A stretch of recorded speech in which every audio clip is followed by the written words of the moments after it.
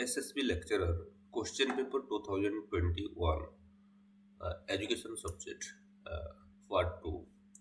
First question of this session is divergent thinking ability is associated with option multiple intelligence, curiosity, attitude, creative thinking. कि देखिए ये divergent thinking ability जो है ये दिया गया कौन सा ऑप्शन के साथ जुड़ा हुआ है। ऑप्शन मल्टीपल इंटेलिजेंस के साथ जुड़ा हुआ है, क्यूरियोसिटी के साथ जुड़ा हुआ है, एटीट्यूड के साथ जुड़ा हुआ है, क्रिएटिव थिंकिंग के साथ जुड़ा हुआ है। Answer of this question is option D. कि आप लोग को पता ही है कि ये डाइवर्जेंट थिंकिंग एक है और दूसरा वाला है कन्वर्जेंट थिंकिंग। जब डाइवर्जेंट थिंकिंग का बात हम लोग कर रहे हैं तब ये क्रिएटिविटी के ऊपर डील करता है और क्रिएटिविटी से ये रिलेटेड रहता है।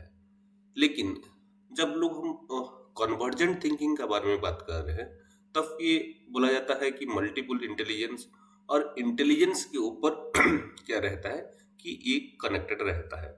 तो चलिए थोड़ा देखते हैं तो ये क्रिएटिविटी क्या है और यहाँ से किस तरह का क्वेश्चन डिफरेंट डिफरेंट एग्जाम्स में पूछा जा रहा है। पहले तो देखिए creativity is the ability to generate original ideas and solution often linked to divergent thinking which involves multiple approaches to problem solving. कि देखिए ये क्रिएटिविटी जो है ये ह्यूमन का एक तरह का एबिलिटी है जो कि जनरेट करता है new novel and original ideas और सॉल्यूशंस ऑफ डिफरेंट प्रॉब्लम और इश्यूज ऑफ्टन। और ये ओरिजिनल आइडिया और जो सॉल्यूशन है ये किसी के साथ लिंक रहता है, डाइवर्जेंट थिंकिंग जो रहता है ह्यूमन का उसी के साथ ये लिंक रहता है और इन्वॉल्व रहता है डिफरेंट डिफरेंट जो प्रॉब्लम सॉल्विंग अप्रोच है वो मल्टीपल प्रॉब्लम सॉल्विंग अप्रोच के साथ ये जुड़ा हुआ रहता है। कि देखिए क्रिएटिविटी एक तरह का एबिलिटी है जहाँ से कि न्यू नोवेल्स जो आइडिया है उसका जनरेशन होता है, डिफरेंट डिफरेंट प्रॉब्लम्स का एक तरह से अलग ढंग से उसका सॉल्यूशंस निकलता है। और ये जो चीज होता है ये कहीं ना कहीं ह्यूमन का जो डाइवर्जेंट थिंकिंग है वो डाइवर्जेंट थिंकिंग का एक प्रोडक्शन है जो कि मल्टीपल अप्रोच ऑफ प्रॉब्लम सॉल्विंग्स के साथ इंटररिलेटेड रहता है। अगर हम लोग दिखे तो प्रमोशंस ऑफ क्रिएटिविटी क्रिएटिविटी और क्रिएटिव थिंकिंग इसी को पूछा जाता है कि हम लोग कैसे कर सकते हैं। देखिए effective method including asking question to raise question. कि देखिए जब हम लोग बार बार स्टूडेंट लोगों को कुछ क्वेश्चंस करने के लिए बोल रहे हैं और उनको एनफोर्स कर रहे हैं तब ये क्या करता है कि बच्चे के अंदर जो क्रिएटिविटी है, क्रिएटिव थिंकिंग है, डाइवर्जेंट थिंकिंग है उसी को कहीं ना कहीं वो पनपने देता है। दूसरा वाला ऑब्जर्व देयर एनवायरनमेंट। और उसके बाद जब हम लोग स्टूडेंट को बोलते हैं कि आप आपका एनवायरनमेंट को ऑब्जर्व कीजिए और उसी के हिसाब से आप कुछ बोलिए, ओके, उस तरह का जब सिचुएशन आता है तब भी बच्चे के अंदर जो क्रिएटिविटी है, क्रिएटिव थिंकिंग जो है उसी का डेवलपमेंट होता है। और उसके साथ साथ जब हम लोग लेटरल्स थिंकिंग में बच्चे को इन्वॉल्व करवाते हैं कन्वर्जेंट थिंकिंग को छोड़कर, तब भी क्या होता है कि बच्चे के अंदर ये क्रिएटिव थिंकिंग जो है उसी का एनहांसमेंट होता है। नेक्स्ट अगर हम देखिए डिफरेंट एक्टिविटी जैसे कि गेम्स हो गया, म्यूजिक इंस्ट्रूमेंट और डिफरेंट डिफरेंट एग्जीबिशंस को अरेंज करना, ओके, और इमेजिनेशंस को स्टूडेंट के अंदर एनकरेज इमेजिन करने के लिए एनकरेज करना, कुछ क्रिएटिविटी को शो करने के लिए जब हम लोग को स्टूडेंट को एनकरेज कर रहे हैं तो इस तरह का एक्टिविटी के द्वारा भी हम लोग क्या कर सकते हैं कि क्रिएटिविटी को हम लोग प्रमोट कर सकते हैं। अगर क्लासरूम्स के अंदर बात करें जब हम लोग इमेजिनेटिव आंसर देने के लिए बोल रहे हैं कि हम लोग बोल दे रहे हैं कि ये एक था, मतलब एक एब्स्ट्रैक्ट वे में जब हम लोग एक बच्चे का दिमाग में कुछ बना दे रहे हैं और उसके बाद उसको पूछ रहे हैं, तो इसी का ये सिचुएशन में क्या हो सकता है, इसी का आंसर क्या हो सकता है, इस सिचुएशन में आप रहोगे तो क्या करोगे। ओके, इस तरह का जब हम लोग क्वेश्चन पूछेंगे, तब इमेजिनेटिव आंसर जब वो बच्चा देगा, तब क्या होगा कि स्टूडेंट्स के अंदर वो क्रिएटिव थिंकिंग डेवलप हो जाएगा। उसके साथ साथ ब्रेनस्टॉर्मिंग भी एक तरह का बहुत ही मतलब एक सिग्निफिकेंट एक्टिविटी और सपोर्टिंग से क्रिएटिव एक्टिविटी माना जाता है। लेकिन ये ज़्यादातर जो बड़े बच्चे होते हैं, थोड़ा सा मैच्योर बच्चे के अंदर ये ऊपर ये ज़्यादातर अप्लाई किया जाता है।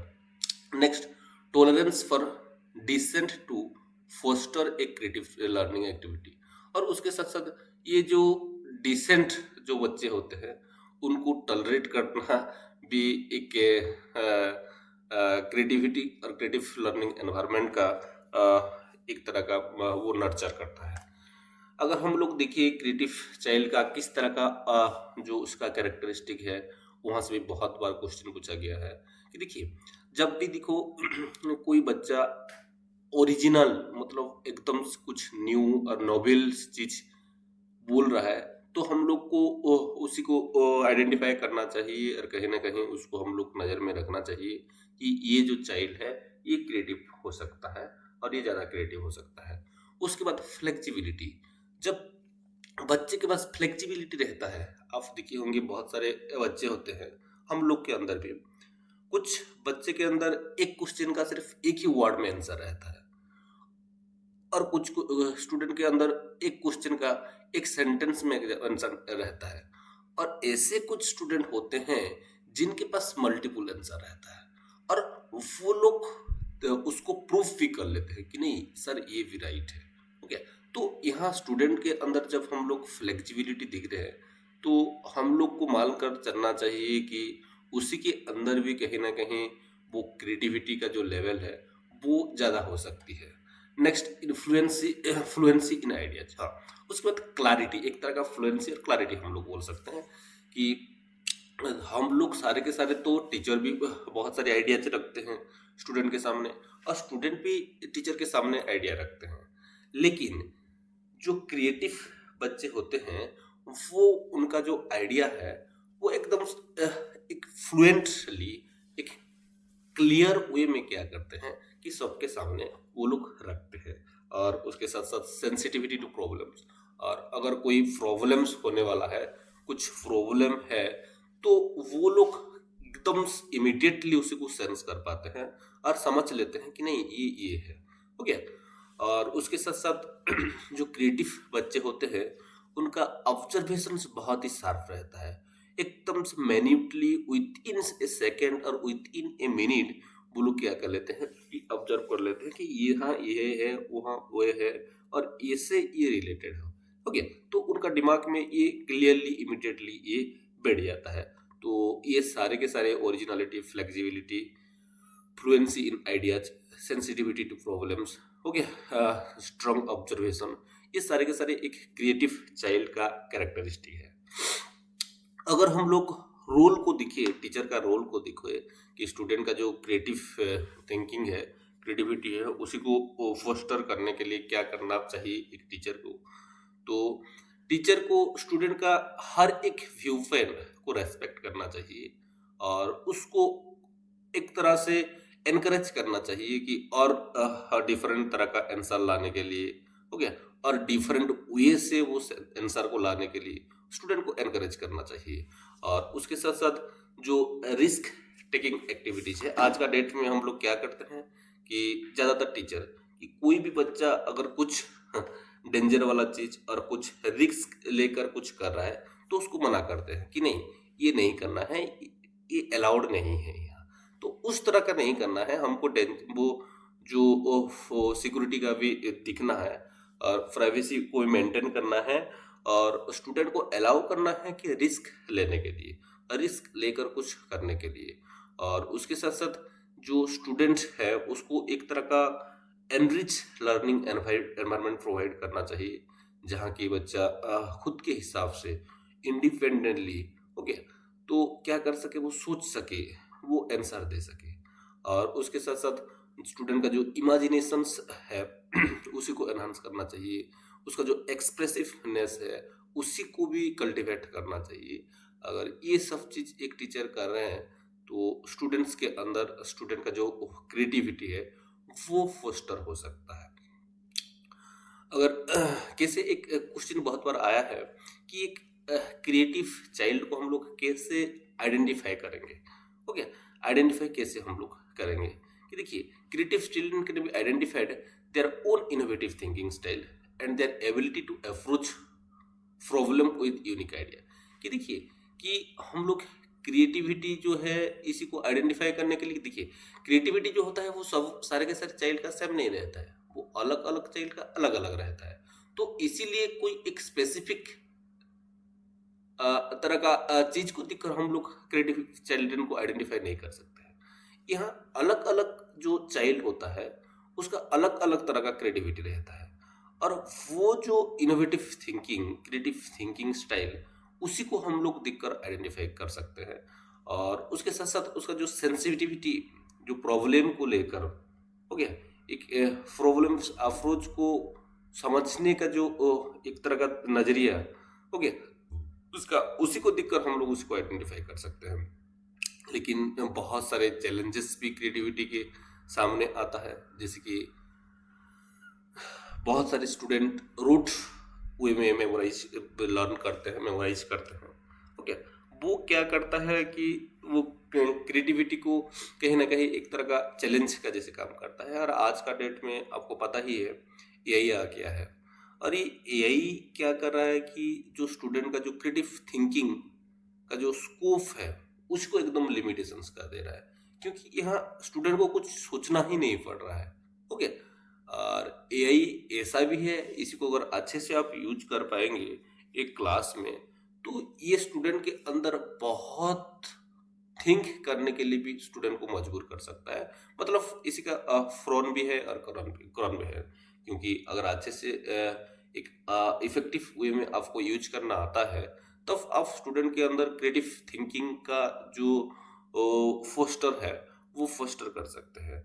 और एक वे से अगर हम देखें, जो बच्चा के अच्छे से यूज नहीं कर पा रहे हैं, जो टीचर अच्छे से यूज नहीं कर पा रहे हैं, वो क्या करते हैं कि direct different different chart word अभी निकल गया है तो स्पेसिफाइड चार्ट वर्ड पे निकल गया है, कोई कुछ टास्क मिल रहा है तो वही एप्लीकेशन में जाकर सर्च करने के बाद वो चला आ रहा है। तो यह स्टूडेंट को कुछ करना ही नहीं पड़ रहा, ना उसका दिमाग लगने पड़ा। तो इस तरह का सिचुएशंस में भी क्या होता है कि ये जो क्रिएटिविटी है वो थोड़ा लिमिटेशंस में आ जाता है। Next, encouraging originality.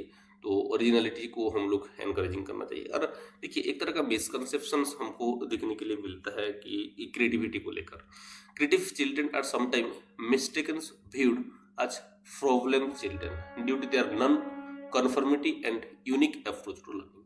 क्योंकि देखिए बहुत बार बहुत सारे क्रिएटिव चाइल्ड हैं जिनको कि प्रॉब्लमेटिक चाइल्ड माना जाता है और बोल दिया जाता है कि नहीं, this is a problematic child. क्यों?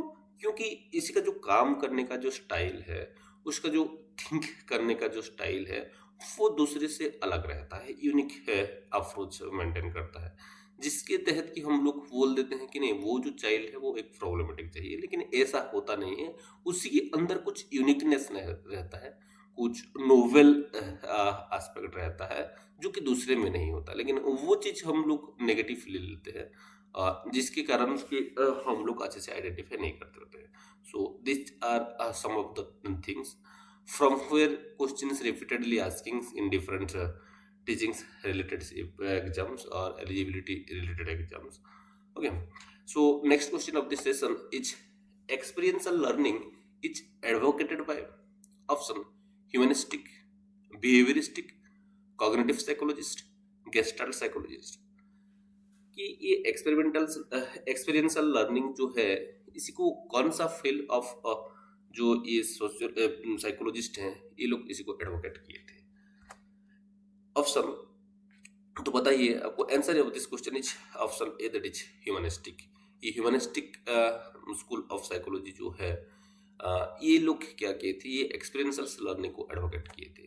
देखिए जब हम लोग एक्सपीरियंशियल लर्निंग का बात कर रहे हैं तो वुल्फ, हाँ, जो एक बहुत ही अच्छे साइकोलॉजिस्ट हैं, उनका जो एक्सपीरियंशियल लर्निंग साइकिल जो है उसी को हम लोग को साइडलाइन नहीं कर सकते, क्योंकि ये एक तरह का थ्योरी है जो कि डिस्क्राइब किया है कि लर्निंग एज ए प्रोसेस पर knowledge is created through the transformation of experience. क्योंकि कोल्फ का मानना ये है कि ये लर्निंग जो है ये एक तरह का प्रोसेस है, जहाँ की हम लोग क्या कर रहे हैं कि नॉलेज को क्रिएट कर रहे हैं कि एक तरह से एक्सपीरियंस को ट्रांसफर करते हुए। हो गया, जब हम लोग एक्सपीरियंस को ट्रांसफर कर रहे हैं तब नॉलेज गेन करना है, जब नॉलेज गेन कर रहे हैं तब हमको क्या मिल रहा है कि हमारा लर्निंग हो जा रहा है। ये मानना था वुल्फ का, और ये 4 स्टेज का बात की है, और जिसको कि डिफरेंट डिफरेंट एग्जाम्स में रिपीटेडली पूछा गया है। ओके, जो उनका जो फर्स्ट स्टेज है उसको माना जाता है कॉन्क्रीट एक्सपीरियंस, जहाँ की बच्चा क्या रहता है कि हर हम भी क्या रहते हैं कि एंगेज रहते हैं डायरेक्टली इन एन एक्टिविटी और एक्सपीरियंस। कि जब फास्ट टच कंक्रीट एक्सपीरियंस माना जाता है, और यहाँ हम लोग क्या करते हैं कि डायरेक्टली कोई ना कोई एक्टिविटी और एक्सपीरियंस से जुड़ा हुआ रहते हैं। जो दूसरा स्टेज आता है वो है रिफ्लेक्टिव ऑब्जर्वेशन, और ये स्टेज में क्या होता है कि हम लोग एक्सपीरियंस करते हैं, और वो जो एक्सपीरियंस किए हैं उसी का इम्प्लीकेशंस के बारे में सोचते हैं, इम्प्लीकेशंस के बारे में हम लोग सोचते हैं। तो ये दूसरा वाला स्टेज होता है। तीसरा वाला जो एब्स्ट्रैक्ट कॉन्सेप्चुअलाइजेशन, और यहाँ क्या होता है कि हमारा दिमाग में जब इम्प्लीकेशंस के बारे में सोचते हैं तब different different kind of theories का डेवलपमेंट होता है। वो जो रिफ्लेक्शन जो हम लोग पहले किए हैं, हो गया, उसी के आधार पर जो डिफरेंट डिफरेंट थ्योरी है वो हमारे दिमाग में आता है और नया थ्योरी का भी डेवलपमेंट होता है। और जो लास्ट स्टेज है वो है एक्टिव एक्सपेरिमेंटेशन, और यहाँ क्या होता है कि जो नया आइडिया जो हमारे दिमाग में आता है, जो कि सिचुएशंस के ऊपर बेस करके बनता है, हो गया, उसी को हम लोग क्या करते हैं कि अप्लाई करते हैं। तो देखिए दोस्तों, यहाँ से क्वेश्चन बहुत बार पूछा गया है। एक तो एक्सपीरियंशियल लर्निंग साइकिल जो है ये कम दिए थे, इस तरह से पूछा जाता है, वो है कोल्फ। और उसके बाद ये जो एक्सपीरियंशियल लर्निंग साइकिल जो है, स्टेजेस जो है, ये 4 स्टेजेस से पूछा गया है। Concrete experience, reflective observation, abstract conceptualisation, active experimentation. Okay, यहाँ से क्वेश्चन पूछा गया है। और उसके बाद जो लर्निंग स्टाइल है वो भी कुछ लर्निंग स्टाइल के बारे में एक वुल्फ बोले थे, और यहाँ से भी रिपीटेडली क्वेश्चन पूछा जा रहा है। और वो कौन सा था? डाइवर्जेंस, जो कि हमारा ये CE&RO कॉन्क्रीट एक्सपीरियंस और रिफ्लेक्टिव ऑब्जर्वेशन के अंदर आ रहा है। हो गया। तो उसके बाद और एक जो लर्निंग स्टाइल है वो है एसिमिलेटिंग। एसिमिलेटिंग से में क्या हो रहा है कि देखिए कि ये एक्टिव जो एब्स्ट्रैक्ट कॉन्सेप्चुअलाइजेशन जब हम लोग कर रहे हैं और रिफ्लेक्टिव ऑब्जर्वेशन जब कर रहे हैं, तब ये क्या रहता है कि हम लोग एसिमुलेट करते हैं, उसके बाद कन्वर्जिंग, और उसके बाद एकोमोडेटिंग। ऐसे 4 तरह का लर्निंग स्टाइल के बारे में ये बोले थे कि देखिए ये एक तरह का जो figurals representations of Kolb experiential learning style. यहाँ देखिए पहले आता है कंक्रीट एक्सपीरियंस, जहाँ की फीलिंग्स आता है, उसके बाद आता है रिफ्लेक्टिव ऑब्जर्वेशन, जहाँ कि हम लोग ऑब्जर्व करते हैं, वॉच करते हैं। नेक्स्ट आता है एब्स्ट्रैक्ट कॉन्सेप्चुअलाइजेशन, जहाँ कि हमको सोचना पड़ता है कि अगर ये है, जब हम लोग रिफ्लेक्ट करते हैं तब उसी का आधार पर कुछ थ्योरी डेवलप करते हैं। और एक्टिव एक्सपेरिमेंटेशन, यहाँ हम वो थ्योरी जो डेवलप किया हुआ है सिचुएशंस के आधार पर हमारा दिमाग पर, उसको अप्लाई करते हैं। हो गया। और ये दोनों के बीच मतलब कॉन्क्रीट एक्सपीरियंस और रिफ्लेक्टिव ऑब्जर्वेशंस के बीच जो आता है ये है डाइवर्जिंग्स, जो फील एंड वॉच, कि यहाँ हम लोग दिखते भी हैं और एक्सपीरियंस भी करते हैं। हो गया। तो इसीलिए इसको बोला जाता है क्या? डाइवर्जिंग्स माना जाता है, और हम लोग इसी को बोल रहे हैं डाइवर्जिंग्स लर्निंग स्टाइल, इसी को हम लोग बोल रहे हैं ये वाला स्टाइल में। नेक्स्ट, जब हम लोग रिफ्लेक्ट कर रहे हैं, किसी को दिख रहे हैं, हो गया, और उसी के साथ साथ उसी के बारे में सोच रहे हैं, तो उसी को हम लोग क्या बोलते हैं कि एसिमिलेटिंग्स हम लोग इसी को बोल रहे हैं। ये याद रखना चाहिए। नेक्स्ट जो है एब्स्ट्रैक्ट कॉन्सेप्चुअलाइजेशन, जब हम लोग सोच रहे हैं और कुछ कर रहे हैं, तो उसी को हम लोग क्या बोल रहे हैं? कॉन्फरिंग्स लर्निंग स्टाइल बोल रहे हैं, यहाँ कुछ सोच रहे हैं और कुछ कर रहे हैं। और लास्ट जहाँ हम लोग कुछ कर रहे हैं और कुछ फील कर रहे हैं, कुछ फील कर रहे हैं और कुछ कर रहे हैं, तो उसी को हम लोग क्या बोलते हैं, एकोमोडेटिंग्स लर्निंग स्टाइल हम लोग बोलते हैं। हो गया कि आप लोगों को ये दो जो तो है लर्निंग स्टाइल, ये तो याद रखना बहुत ही आसान है, क्योंकि इसी को हम लोग पियाजे का थ्योरी में भी पढ़ चुके हैं कि जब हम लोग दिख रहे हैं और सोच रहे हैं, सोच रहे हैं दिख रहे हैं, उसी को हम लोग क्या बोलते हैं, एसिमिलेशन बोलते हैं। लेकिन जब हम लोग फील कर रहे हैं और कुछ कर रहे हैं, फील कर रहे हैं कुछ कर रहे हैं, तो उसी को हम लोग बोलते हैं एकोमोडेटिंग। हो गया, जब हम लोग फील कर रहे हैं और दिख रहे हैं, उसी को हम लोग बोल रहे हैं क्या, कि डाइवर्जिंग और डाइवर्जेंट थिंकिंग, जिसको हम लोग बोलते हैं। और नेक्स्ट जो है, जब हम लोग किसका बारे में सोच रहे हैं और उसको कर भी रहे हैं, तो उसको कन्वर्जेंट हम लोग बोलते हैं। Next question of this session, extensions.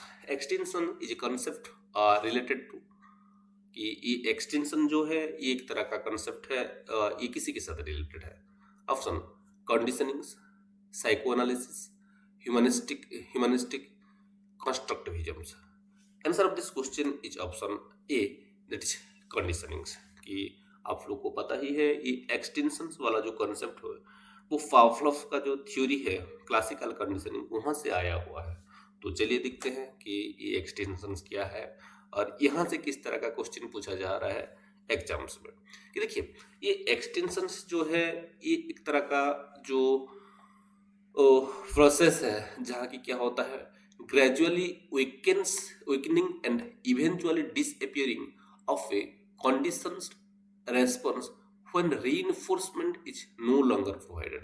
कि देखिए, ये एक्सटेंशंस एक स्टेज है जहाँ की क्या होता है कि जब हम लोग एक कंडीशंस रेस्पॉन्स को, हो गया, वो कंडीशंस रेस्पॉन्स को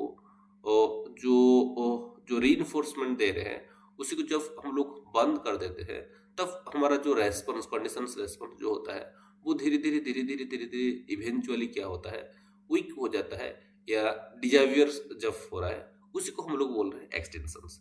आप पावलोव का थ्योरी को थोड़ा याद कीजिए कि जब वो घंटी बजा रहा है, हो गया, वो बेल बजा रहा है, और साइमल्टेनियसली थोड़ा सा छोड़कर जब वो दे रहा है, वो तो हालांकि वहाँ फिर चार तरह का वो देखने के लिए मिलता है और वहां से भी क्वेश्चन पूछा जाता है। ओके, तो जब घड़ी वो बेल बजा रहा है, 1 सेकंड या 1 मिनट के अंदर जब उसी को खाना दिया जा रहा है और रिपीटेडली ये केयर दिया जा रहा है, तब क्या हो रहा है, वो क्लासिकल कंडीशनिंग थ्योरी में जब बेल बज रहा है तो खाना ना आने के बावजूद भी क्या हो रहा है कि वो जो हमारा जो सेलिब्रेशन जो है वो कंटिन्यू रह रहा है। तो ये सेलिब्रेशन यहाँ क्या बन गया, अभी कंडीशंस रेस्पॉन्स बन गया। और ये कंडीशंस रेस्पॉन्स को जब वो वीक होगा, कब वीक होगा, जब सिर्फ हम लोग सिर्फ बेल बजाएंगे, खाना नहीं देंगे, 1 बार नहीं दिए कुछ नहीं होगा, 2 बार नहीं दिए फिर भी रेस्पॉन्स आएगा, 5 बार के बाद भी रेस्पॉन्स आएगा। लेकिन जब बहुत फर हो जाने के बाद वो जो रेस्पॉन्स जो कि कंडीशन हो चुका है वो क्या हो जाता है कि डिजावियर हो जाता है और वो वीक हो जाता है। और ये जो कंडीशन है उसी को ही हम लोग बोलते हैं एक्सटेंशंस। हो गया, और ये एक्सटेंशन जो है ये क्लासिकल कंडीशनिंग थ्योरी से ही आया हुआ है। और in classical conditioning extension occur when the condition stimulus is presented without the unconditioned stimulus. कि जब हम लोग कंडीशन स्टिमुलस को प्रेजेंट कर रहे हैं विदाउट अनकंडीशनड स्टिमुलस, मतलब जब सिर्फ बेल को ही बजा रहा है, कंडीशंस मतलब वो एक तरह का बंड बन जाने के बाद, किसी किसी का जब बंड बन जा रहा है बेल मीट सेलिब्रेशन, तो यहाँ कंडीशंस बन जा रहा है, मतलब यहाँ बेल बन जा रहा है कंडीशन स्टिमुलस, और अनकंडीशन स्टिमुलस बन जा रहा है हमारा मीट। हो गया, और जब हम लोग बेल को बिना मीट दिए बार बार यूज करेंगे, तब क्या होता है, जो हमारा कंडीशंस रेस्पॉन्स जो है वो डिक्रीज हो जाता है। हो गया, नेक्स्ट ऑपरेंट कंडीशनिंग में भी ये सेम टू सेम चीज देखने के लिए मिला है कि extension happen when a behavior that was previously reinforced no longer receive reinforcement. कि एक रीइंफोर्समेंट, एक वो जो हमारा था ऑपरेंट कंडीशनिंग में जो एनिमल, हो गया, उसी को पहले क्या किया जाता था, जो रीइंफोर्समेंट दिया जा रहा था, लेकिन जब हम लोग उसको बंद कर देते हैं तो वो जो उसका जो रेस्पॉन्स है वो ऑटोमेटिकली डिग्रेड हो जाता है और ऑटोमेटिकली वो कम हो जाता है और उसी को हम बोलते हैं एक्सटेंशन इन ऑपरेंट कंडीशनिंग। और एक तरह का एक्सटेंशन ब्रस्ट रहता है। और ये क्या है? an initial increase in the frequency or intensity of the behavior may occur before it began to decrease। ये देखिए कि ये डिक्रीज होने से पहले ये थोड़ा इंक्रीज होता है। और ये इंक्रीज जब हो रहा है तो इसी को हम लोग क्या बोल रहे हैं कि एक्सटेंशन ब्रस्ट हम लोग बोलते हैं। स्पॉन्टानियस रिकवरी हो गया। स्पॉन्टानियस रिकवरी का मतलब ये है कि जब हम लोग सीएस को बंद करते हैं, एसीएस को प्रोवाइड कर रहे हैं यूसीएस के बिना, लेकिन जब सडनली हम लोग दोनों फिर एक साथ देना स्टार्ट कर देते हैं तब क्या होता है कि जो सीआर जो है, जो कंडीशन रेस्पॉन्स जो है वो स्पीडली फिर होना स्टार्ट हो जाता है। हो गया, फिर स्पीडली आना स्टार्ट हो जाता है। तो इसीलिए इसी को बोलते हैं क्या? स्पॉन्टानियस रिकवरी, क्योंकि यहाँ क्विकनेस थोड़ा देखने के लिए मिलता है और इसके लिए बहुत सारे फैक्टर रेस्पॉन्सिबल रहता है। पहले तो कंसिस्टेंसी ऑफ प्रीवियस रेनफोर्समेंट, कि आप कितना देर तक कैसे वो किस तरह का कंसिस्टेंसी मेंटेन किए हैं रेनफोर्समेंट देने के लिए पहले। हो गया, उसके ऊपर डिपेंड करता है। और उसके साथ साथ जो आपका लास्ट रेनफोर्समेंट है वो कब था। अब मैं तो अभी बोल दिया कि सीएस यूसीएस को कुछ टाइम गैप के बाद जब हम लोग पैरेलली यूज करना स्टार्ट कर दे रहे हैं तब क्विकली फिर स्पॉन्टेनियस रिकवरी दिखने के लिए मिलता है। लेकिन ऐसे एक बार होता नहीं है, जब कि ये जो गैप है वो जब ज़्यादा हो जाता है, 2 साल 3 साल 5 साल 10 साल जब हो जाता है तब वो दिखने के लिए नहीं मिलता है। और उसके साथ साथ आप किस तरह का रीइंफोर्समेंट दे रहे हैं, हो गया, वो उसी के ऊपर भी डिपेंड करता है कि आप ऐसे कुछ रीइंफोर्समेंट दे रहे हैं जो कि वो रेस्पोंडेंट का जो इंटरेस्ट है उसी को वो मेंटेन नहीं कर रहा है। तो उस तरह का सिचुएशंस में भी वो क्या हो सकता है कि इन्फ्लुएंस कर सकता है। ओके, तो next question of this session is creativity से है।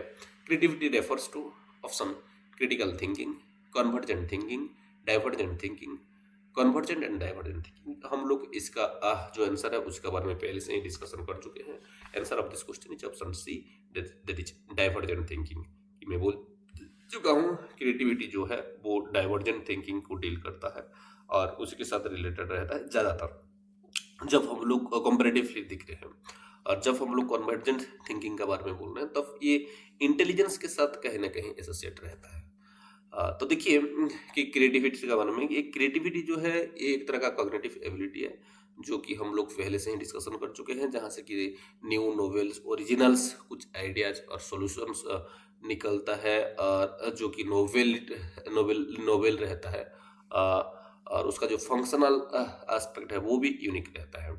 अगर इसी का जो की कंपोनेंट है क्रिएटिव थिंकिंग का, उसी को हम देखिए तो 3 चीज ज़्यादातर देखने के लिए मिलता है: डाइवर्जेंस, ओरिजिनलिटी, फ्लुएंसी। हो गया, कोई बच्चा और किसी के अंदर हम लोग अगर इसी को आइडेंटिफाई कर पा रहे हैं, डाइवर्जेंस, हो गया, मल्टीपल्स, फ्लेक्सिबिलिटी, ये सब चीज जब दिख रहे हैं तब हम लोग क्या बोलेंगे कि वो चाइल्ड जो है वो क्रिएटिव चाइल्ड है। अगर जीपी गॉलफोल्ड को देखिए, उनका कंट्रीब्यूशंस जो है क्रिएटिविटी को एसेस करने के लिए वो बहुत ही ज़्यादा है। हो गया, वो एक अल्टरनेटिव यूजेस टेस्ट करके एक डेवलप किए थे जो कि स्टूडेंट का जो क्रिएटिव थिंकिंग है, क्रिएटिविटी है, उसी को एसेस करने के लिए यूज किया जाता है। अगर क्रिएटिविटी को फोस्टर करने, इसी के बारे में हम लोग पहले से डिस्कशन कर चुके हैं कि एक positive social attitudes, encouragement develop होना चाहिए, कोलैबोरेटिव एफर्ट और सोशल फैसिलिटेशन होना चाहिए। ओके, तो क्रिएटिविटी को डेवलप करने के लिए तो देखिए ये क्रिएटिविटी में एक थ्योरी जो कि little C and big C creativity बना जाता है, वहाँ से क्वेश्चन पूछा गया है। ये लिटिल सी क्रिएटिविटी का मतलब क्या है कि रोज हमारा में जो हम लोग क्रिएटिव एक्टिव एक्ट कर रहे हैं, हो गया, जो कि हमारा जो पर्सनल प्रॉब्लम सॉल्विंग से कैपेबिलिटी जो है जिसको कि एनहांस कर रहा है। और बिग सी जिसको हम लोग बोल रहे हैं कि कुछ सिग्निफिकेंट इनोवेशंस और ट्रांसफॉर्मेशंस सोसाइटी में जब लाने के लिए कर रहे हैं, जब ला रहा है तब उसको हम लोग बिग सी भी बोलते हैं। अगर हम लोग क्रिएटिव चाइल्ड को कैसे आइडेंटिफाई करना है वो हम लोग डिस्कशन कर चुके हैं। क्रिएटिव थिंकिंग का जो कैरेक्टरिस्टिक है उसके बारे में डिस्कशन कर चुके हैं। तो चलिए आगे देखते हैं next question. Zone of proximal development ZPD, okay, ये वाज प्रोपोज्ड बाय कि इसी को कौन प्रोपोज्ड किए थे? Option Bruner, Ausubel, Vygotsky, Gagne. Answer of this question is option C, that is Vygotsky. ये लगभग सबको पता ही होगा, ओके, कि जोन ऑफ प्रोक्सिमल डेवलपमेंट जो है इसको वाइगर्स्की डेवलप किए। तो जोन ऑफ प्रोक्सिमल डेवलपमेंट क्या है थोड़ा देखते हैं कि ये एक तरह का रेंज ऑफ टास्क है that a learner can perform with guidance but cannot yet accomplish independently।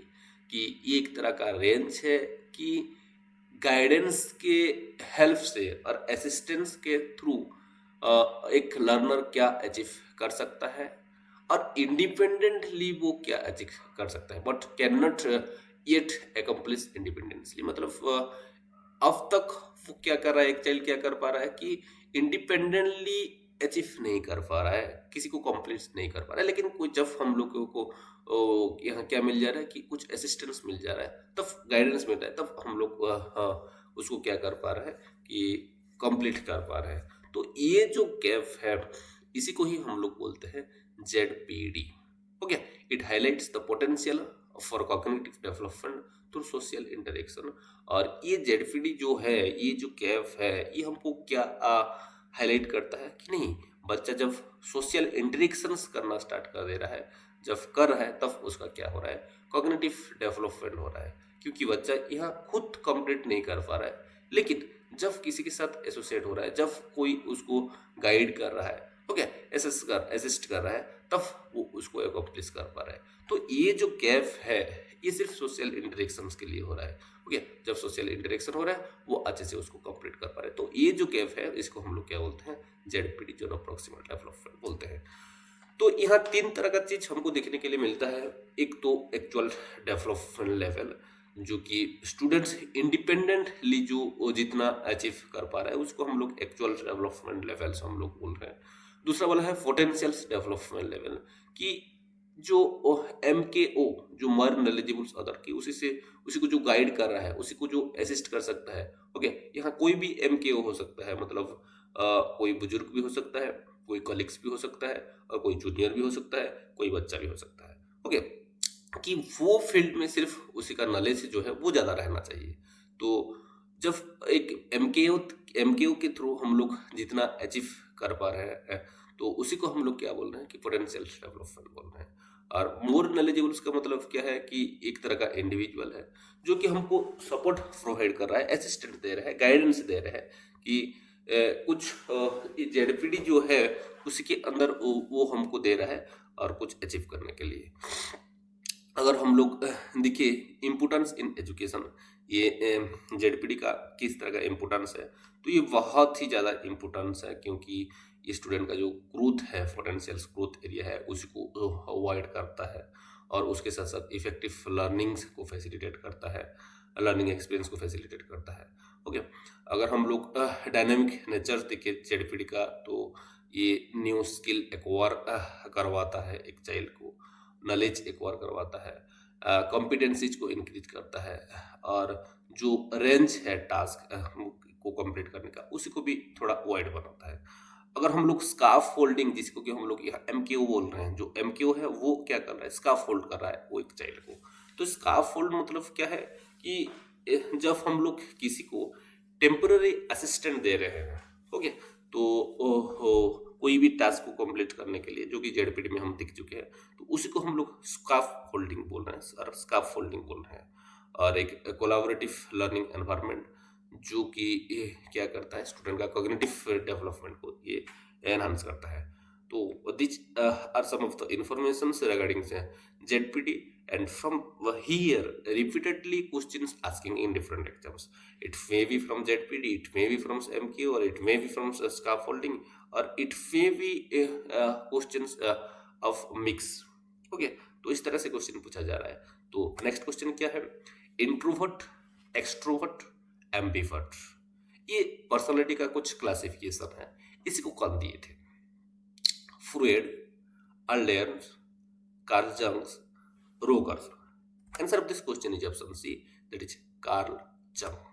Okay, तो देखिए ये क्या है कि जब इंट्रोवर्ट का बात कर रहे हैं तो ये एक तरह का इंडिविजुअल्स का कैरेक्टरिस्टिक है, और इस तरह का जो इंडिविजुअल्स होते हैं वो recharge by spending time alone और लो स्टिमुलेशन एनवायरनमेंट, कि इस तरह का जो लोग रहते हैं वो एलोन रहना पसंद करते हैं, मतलब वो कोई भी जगह में जाकर अकेला रहना पसंद करते हैं, और इनका जो एक स्टिमुलेशन ऑफ एनवायरनमेंट होता है वो एकदम कम रहता है। और वो लोग ज़्यादातर क्या करते हैं कि इनर जो थॉट है, इनर जो फीलिंग है, ओके, उसी के ऊपर ये लोग ज़्यादा फोकस करते हैं। और ये इंट्रोवर्ट लोगों का जो एनर्जी है वो कहाँ से आता है कि उनका जो खुद का एक्टिविटी है, सोलिटरी एक्टिविटी रहता है, ओके, और जब वो लोग टाइम अकेला स्पेंड करते हैं, ओके, सोशल इंटरेक्शन से जब थोड़ा दूर रहते हैं, मतलब सोशल इंटरेक्शन हो जाएगा, उसके बाद वो लोग जाकर कहाँ बैठे रहेंगे, सोचेंगे, ओके, कहाँ दिखते रहेंगे, वो उनका सोर्स ऑफ एनर्जी रहता है। और इनका जो सोशल इंटरेक्शंस का स्टाइल रहता है वो क्या रहता है, प्रेफरेबली बहुत ही डीप रहता है, बहुत ही मीनिंगफुल कन्वर्सेशंस रहता है, और ज़्यादातर बहुत टाइम्स ये ले लेता है। अगर इसका कम्युनिकेशन को हम लोग देखें तो ये इंट्रोवर्ट जो होते हैं वो वन ऑन वन सेटिंग्स और स्मॉल ग्रुप में उनका कम्युनिकेशन बहुत ही अच्छा रहता है। और वो जब कहाँ डिस्कशन हो रहा है, उनका जो थॉट रहता है, उनका जो आइडिया रहता है वो बहुत ही थॉटफुल रहता है, और वो बहुत ही गहराई से आया हुआ रहता है। और बहुत सारे मिसकंसेप्शंस लेकर इंट्रोवर्ट को लेकर है लोगों के अंदर, जैसे कि हम लोग बोलते हैं कि ये इंट्रोवर्ट लोग जो है वो एंटी सोशल होते हैं। एक ऐसे नहीं होते हैं, लेकिन उनका नेचर ही ऐसा है जिस चूंकि हमको वो लगता है कि नहीं वो एंटी सोशल, वो एक्चुअल में एंटी सोशल्स नहीं होते। ओके, अगर इंट्रोवर्ट को हम लोग देखिए तो इनका जो रिलेशनशिप साइकिल है वो बहुत ही छोटा रहता है, और इनका बहुत ही कम फ्रेंड रहते हैं, लेकिन जिनके साथ इनका फ्रेंडशिप रहता है वो एकदम डीप रहता है, और बहुत कनेक्टेड रहते हैं उसी के साथ, और वो कुछ इंडिविजुअल के साथ। अगर एक्सट्रोवर्ट को देखिए तो इंट्रोवर्ट का एकदम अलग है, मतलब ऑपोजिट कैरेक्टरिस्टिक हमको यहाँ देखने के लिए मिलेगा कि ये इस तरह का जो इंडिविजुअल्स होते हैं ये लोग सोशल इंटरेक्शंस करना पसंद करते हैं, और वहाँ से ही इनको एनर्जी मिलता है, और इनको इंटरनल स्टिमुलेशंस नहीं मिलता है, इनको एक्सटर्नल स्टिमुलेशंस मिलता है। और अलग अलग सोशल सेटिंग्स में ये लोग अलग अलग तरह का जो थिंकिंग है वो डेवलप करते हैं, और इनका जो सोर्स एनर्जी सोर्स रहता है वो क्या रहता है कि सोशल एक्टिविटीज करना, ओके, और सोशल इंटरेक्शंस करना, वहाँ से ही इनको एनर्जी मिलता है। अगर हम लोग इनका सोशल इंटरेक्शंस स्टाइल को देखिए तो ये लोग ज़्यादातर थोड़ा टैकेटिव होते हैं, ओके, एकदम बातें बहुत करते हैं, ओके, कुछ भी, मतलब इनको सिर्फ टॉपिक ही चाहिए, मतलब बात करना ही स्टार्ट कर देते हैं, और एक तरह का सोशियबल रहते हैं, और एंथुसियास्टिक रहते हैं सोशल सिचुएशंस को लेकर, ओके, भागते नहीं हैं, ओके। और उसी के साथ साथ इनका जो इंटरेक्शन है वो बहुत ही एंगेजिंग रहता है, ओके। इंट्रोवर्ट लोग ज़्यादातर वो स्ट्रेट फॉरवर्ड होते हैं कि ये है, ये वो है, लेकिन ये एक्सट्रोवर्ट लोग जो है वो एक तरह का ऑयली होते हैं, मतलब वो लोग लोगों को एंगेज करके रखते हैं, लोगों को लगता है कि नहीं हम लोग को सुनना चाहिए, ऐसे ऐसे लगता है, लोगों को फील ये करवा पाते हैं, कंफर्ट दे पाते हैं लोगों को सुनने में से भी और इंटरेक्शन में भी। अगर इनका कम्युनिकेशन का प्रेफरेंस को देखिए तो ये लोग फारवाल कम्युनिकेशन को थोड़ा ज़्यादा प्रेफर करते हैं, और ये लोग लाउडली वो बोलते हैं, और उनका जो इंफॉर्मेशन प्रोसेसिंग है जब हम लोग दूसरे के साथ इंटरेक्शंस कर रहे हैं वो बहुत ही हाई रहता है। अगर मिसकंसेप्शन से देखिए तो जो एक्सट्रोवर्ट लोगों को सुपरफिशियल माना जाता है और ओवर टकेटिव माना जाता है, वो लोग बोलते हैं बहुत फेंकता है।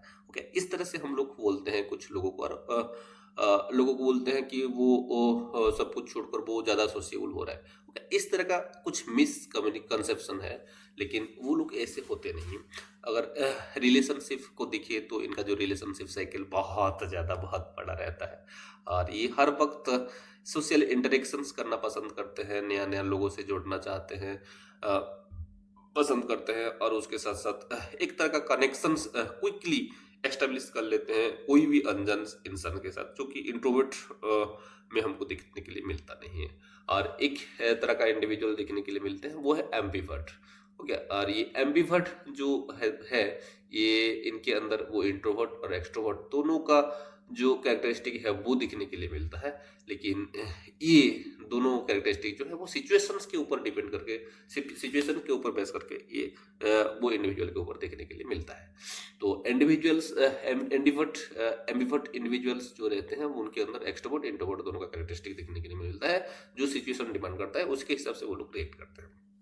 और इनका जो सोर्स ऑफ एनर्जी ऑब्वियसली वो दोनों का जैसे होगा, तो ये सब कुछ मिक्स ही रहता है सिचुएशन के ऊपर बेस करके। Next question of this session, which of the following does not pertain to the personality classification convinced by Thorndike. कि जो थॉर्नडाइक है वो भी पर्सनालिटी को क्लासिफाई किए थे, लेकिन इनमें से कौन सा वो क्लासिफिकेशंस नहीं है। तो आप लोग को पता ही है, intelligent thinker, abstract thinker, ideal thinker, concrete thinker. Answer of this question is option C, that is idea thinker. Okay, तो ये आइडिया थिंकर के बारे में नहीं बोले थे, वो बोले थे इंटेलिजेंट थिंकर्स, abstract कॉन्क्रीट के बारे में ये बोले थे। तो चलिए देखते हैं कि ये थॉर्नडाइक किस तरह का चीज को वो प्रपोज किए थे। ये कनेक्शनिज्म्स जो एक तरह का साइकोलॉजी में फाउंडेशन आता है, थ्योरी आता है, उसका जो फाउंडर है वो थॉर्नडाइक को माना जाता है। ओके, क्योंकि which forced that learning occur through the formation of connections between stimulus and response। क्योंकि ये जो थॉर्नडाइक है ये फर्स्ट टाइम वो स्टिमुलस एंड रेस्पॉन्स के अंदर एक तरह का कनेक्शंस बनाए थे। ओके, कनेक्शंस बनाए थे और लोगों के सामने लेकर आए थे कि देखो stimulus her stimulus and response के साथ एक इस तरह का कनेक्शंस बैठा हुआ है। ओके, और वो ज़्यादातर एम्फासाइज कर रहे थे बिहेवियर्स के ऊपर and learn through trial and error, और वो ट्रायल एंड एरर्स के थ्रू लर्न करने के ऊपर ज़्यादा एम्फासाइज कर रहे थे। उनका जो सबसे बड़ा कंट्रीब्यूशन है एजुकेशन फील्ड में वो है लॉ ऑफ इफेक्ट। ओके, जिसको कि हम लोग ज़्यादातर अप्रिशिएट करते हैं थॉर्नडाइक का वर्क को लेकर। और वन थॉर्नडाइक की contribution that is law of effect which state that responses followed by satisfying outcome are more likely to be repeated। कि देखिए कि जब हम लोग कोई रेस्पॉन्स दे रहे हैं सेटिस्फाइंग आउटकम्स रिलेटेड, तब वो क्या कर रहा है कि एक तरह का हम लोग को वो रिपीट होता है, रिपीट करना हम लोग चाहते हैं। while those followed by unpleasant outcomes, लेकिन जो कि हमको अनप्लेजेंट आउटकम देता है तो उसको हम लोग एवर्ट करना चाहते हैं और हमारा रिपीट नहीं करना चाहते। और ये जो प्रिंसिपल है इसी को ही बोला जाता है लॉज ऑफ इफेक्ट। और ये तीन तरह का इंटेलिजेंस के बारे में बोले थे, एब्स्ट्रैक्ट इंटेलिजेंस, मैकेनिकल इंटेलिजेंस और सोशल इंटेलिजेंस। ओके, तो ये एब्स्ट्रैक्ट इंटेलिजेंस जो रहता है वो डिफरेंट कॉन्सेप्ट और आइडियाज जो है उसका जब समझना होता है तब उसको हम लोग बोल रहे हैं एब्स्ट्रैक्ट इंटेलिजेंस। जब कुछ ऑब्जेक्ट को मैनिपुलेट करना और कोई मैकेनिकल प्रोसेस को समझना होता है तब उसको हम लोग बोलते हैं मैकेनिकल इंटेलिजेंस। और सोशल इंटेलिजेंस मतलब ये एक तरह का कैपेसिटी है जहाँ की हम लोग क्या कर रहे हैं, समझ रहे हैं और इंटरेक्ट कर रहे हैं इफेक्टिवली जो सोसाइटी में जो लोग हैं उनसे। और ये पर्सनालिटी को भी एक तरह से क्लासिफाई किए थे, abstract thinker, concrete thinker, social thinker. Okay, वो सेम चीज जो इंटेलिजेंस का क्लासिफिकेशन हुआ था उसी के आधार पर ही पर्सनालिटी का क्लासिफिकेशन हुआ था, एब्स्ट्रैक्ट, कंक्रीट, सोशल थिंकर। कि देखिए ये ऑप्शन है एब्स्ट्रैक्ट है, कंक्रीट है, और इंटेलिजेंट थिंकर जो है वो भी है, लेकिन आइडियल थिंकर के बारे में ये नहीं बोलते। Next question, which of the following is not an example of inter individual difference? कि देखिए बहुत सारा का डिफरेंसेस देखने के लिए मिलता है, inter individual difference, intra individual difference, इसके बारे में हम लोग डिस्कशन करेंगे। तो ये क्वेश्चन पूछ रहा है कि इनमें से कौन सा एक इंटर इंडिविजुअल डिफरेंस का एग्जाम्पल नहीं है। The child is fat, the child is like other, the child is black in colour, the nose of the child is sharp. Answer of this question is option B, that is the child is like other. ये जो है ये inter individual difference का एक examples नहीं है। हो गया, the child is which of the following is not inter individual difference, the child is like other. हो गया, is the question is right. This is the child is like other. This is an inter-individual difference. See, the child is like other. यहाँ दूसरे individual के साथ किया जा रहा है, मतलब ये इंटर इंडिविजुअल होगा, बट पूछा क्या है नॉट। तो लेकिन अगर दूसरे ऑप्शन को अगर हम देखें, द चाइल्ड इज फैट, तो चाइल्ड खुद को वही कंपेयर कर रहा है, द चाइल्ड इज फैट। लेकिन कब कंपेयर कर पाएगा, जब यहाँ नॉट इंटर इंडिविजुअल्स, हाँ, जब हम लोग दूसरे क्वेश्चन के साथ कंपेयर करेंगे तब हम लोग को पता चलेगा। The child is black in colour, ये भी द चाइल्ड इज ब्लैक कब बोलेंगे, जब दूसरे के साथ हम लोग कंपेयर करेंगे। The nose of the child is sharp, कि एक चाइल्ड का शार्प वो कंपेयर करेंगे, लेकिन the child is like other, इस मतलब जो यहाँ डिफरेंसेस नहीं दिख रहे हैं, इंटर इंडिविजुअल डिफरेंसेस नहीं दिख रहे हैं, यहाँ क्या सेम है वो दिख रहे हैं, और इसके लिए ये सही आंसर है, the child is like other. मतलब यहाँ सिमिलरिटीज दिखा जा रहा है कि ये चाइल्ड जो है ये अदर चाइल्ड का जैसा है, यहाँ डिफरेंसेस हम लोग नहीं देख रहे हैं, इसलिए आंसर इज ऑप्शन बी। तो चलिए थोड़ा देखते हैं कि इंडिविजुअल डिफरेंस के बारे में। तो देखिए दो तरह का इंडिविजुअल डिफरेंस देखने के लिए मिलता है, इंटर इंडिविजुअल, इंट्रा इंडिविजुअल्स। और ये इंटर इंडिविजुअल डिफरेंस जो बोलते हैं वो क्या करता है, various observe between different individuals in trait, behaviour and characteristic. कि जब दो और दो से ज्यादा इंडिविजुअल्स के अंदर जो उनका ट्रेट, बिहेवियर, कैरेक्टरिस्टिक है, उसी में डिफरेंसेस दिखने के लिए मिलता है, उसको हम लोग बोलते हैं इंटर इंडिविजुअल डिफरेंसेस है। उनका इंटेलिजेंस, पर्सनालिटी में जब डिफरेंस दिख रहे हैं तब उनको हम वो क्या बोल रहे हैं कि इंटर इंडिविजुअल डिफरेंस बोल रहे हैं। लेकिन जब कोई एक आदमी, कोई एक इंडिविजुअल के अंदर, within that individual, when we are seeing differences, we call that intra-individual differences. If we will take an example, then the performance in a class of a child is called intra-individual differences. If a child getting 70% in mathematics, 80% in science, but 10% in literature, 20% in social sciences, then we call that child, there is a intra-individual differences of the academic achievement of that child. जब एक child का academic achievement अलग अलग subject में अलग अलग रह रहा है, तो उसी को हम लोग क्या बोल रहे हैं कि इंट्रा इंडिविजुअल डिफरेंस बोल रहे हैं। ओके, अगर हम लोग एग्जाम्पल को देखिए इंटर इंडिविजुअल डिफरेंस का तक, देन वो जो इंटेलिजेंस है, तो छोड़िए ये चीज है। Next question, which of the following is not a principle of development? बहुत अच्छा concept. In each and every teaching related syllabus you get a theme that is principle of development. So repeatedly in different way questions has been asking from this concept principle of development. तो यहाँ पूछा क्या है कि इनमें से कौन सा एक डेवलपमेंट का प्रिंसिपल नहीं है? Integration, continuity, individual difference, proceeding from specific to general. Answer of this question is option D, that is proceeding from specific to general. Why? Because integration is a principle of development because integration is a principle of development. Why? Because here, when a child, uh, when the development of a child is happening, then it is not happening uniquely. और जब हम लोग development का बात कर रहे हैं एक चाइल्ड का, तो वो सिर्फ अकेला डेवलपमेंट उसी का नहीं हो रहा है। बहुत सारी चीज जब एक साथ हो रहा है, बहुत सारी चीज का इंटीग्रेशन को ही हम लोग क्या बोल रहे हैं कि डेवलपमेंट बोल रहे हैं। ओके, कंटिन्यूटी और ये डेवलपमेंट जो है ऑब्वियसली एक तरह का कंटिन्यूअस प्रोसेस है थ्रू आउट द लाइफ, ये हमको देखने के लिए मिलता है।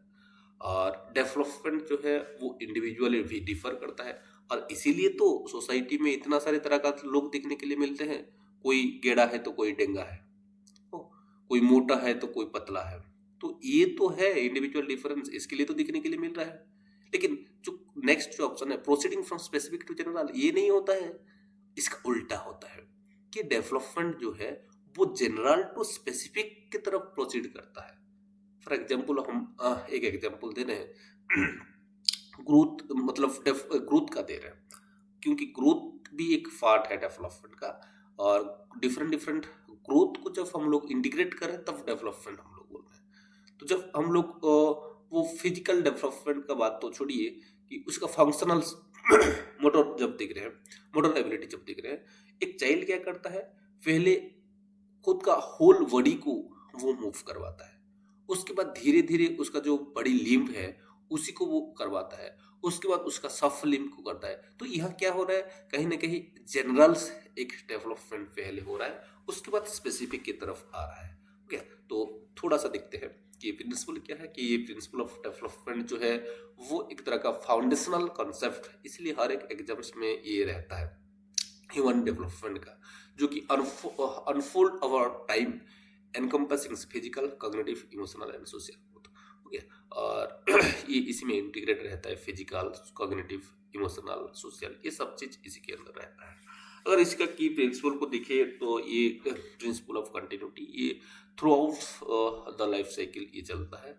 एकदम जब से हम लोग पैदा होंगे एकदम से मरने के बाद, मरने तक ही हमारा क्या रहता है कि ये कंटिन्यूशन रहता है डेवलपमेंट का। Develop principle of multi dimensionality, और ये जो डेवलपमेंट है ये कोई एक पर्टिकुलर डायमेंशन में लिमिटेड नहीं रहता है। ये फिजिकल, कॉग्निटिव, सोशल, इमोशनल, हर एक डायमेंशंस को वो ये स्प्रेड करता है, इसलिए इसको मल्टी डायमेंशनल माना जाता है। और प्रिंसिपल ऑफ प्रेडिक्टेबिलिटी की ये प्रिंसिपल जो है, ये इसी का पैटर्न को देखकर हम लोग क्या कर सकते हैं कि उसका सीक्वेंस को देखकर उसी का डेवलपमेंट नेक्स्ट किस तरह का हो सकता है उसको हम लोग क्या करते हैं, प्रेडिक्ट कर सकते हैं। तो principle of predictability. Next principle of individual difference, जो कि हम लोग डिस्कशन कर चुके हैं।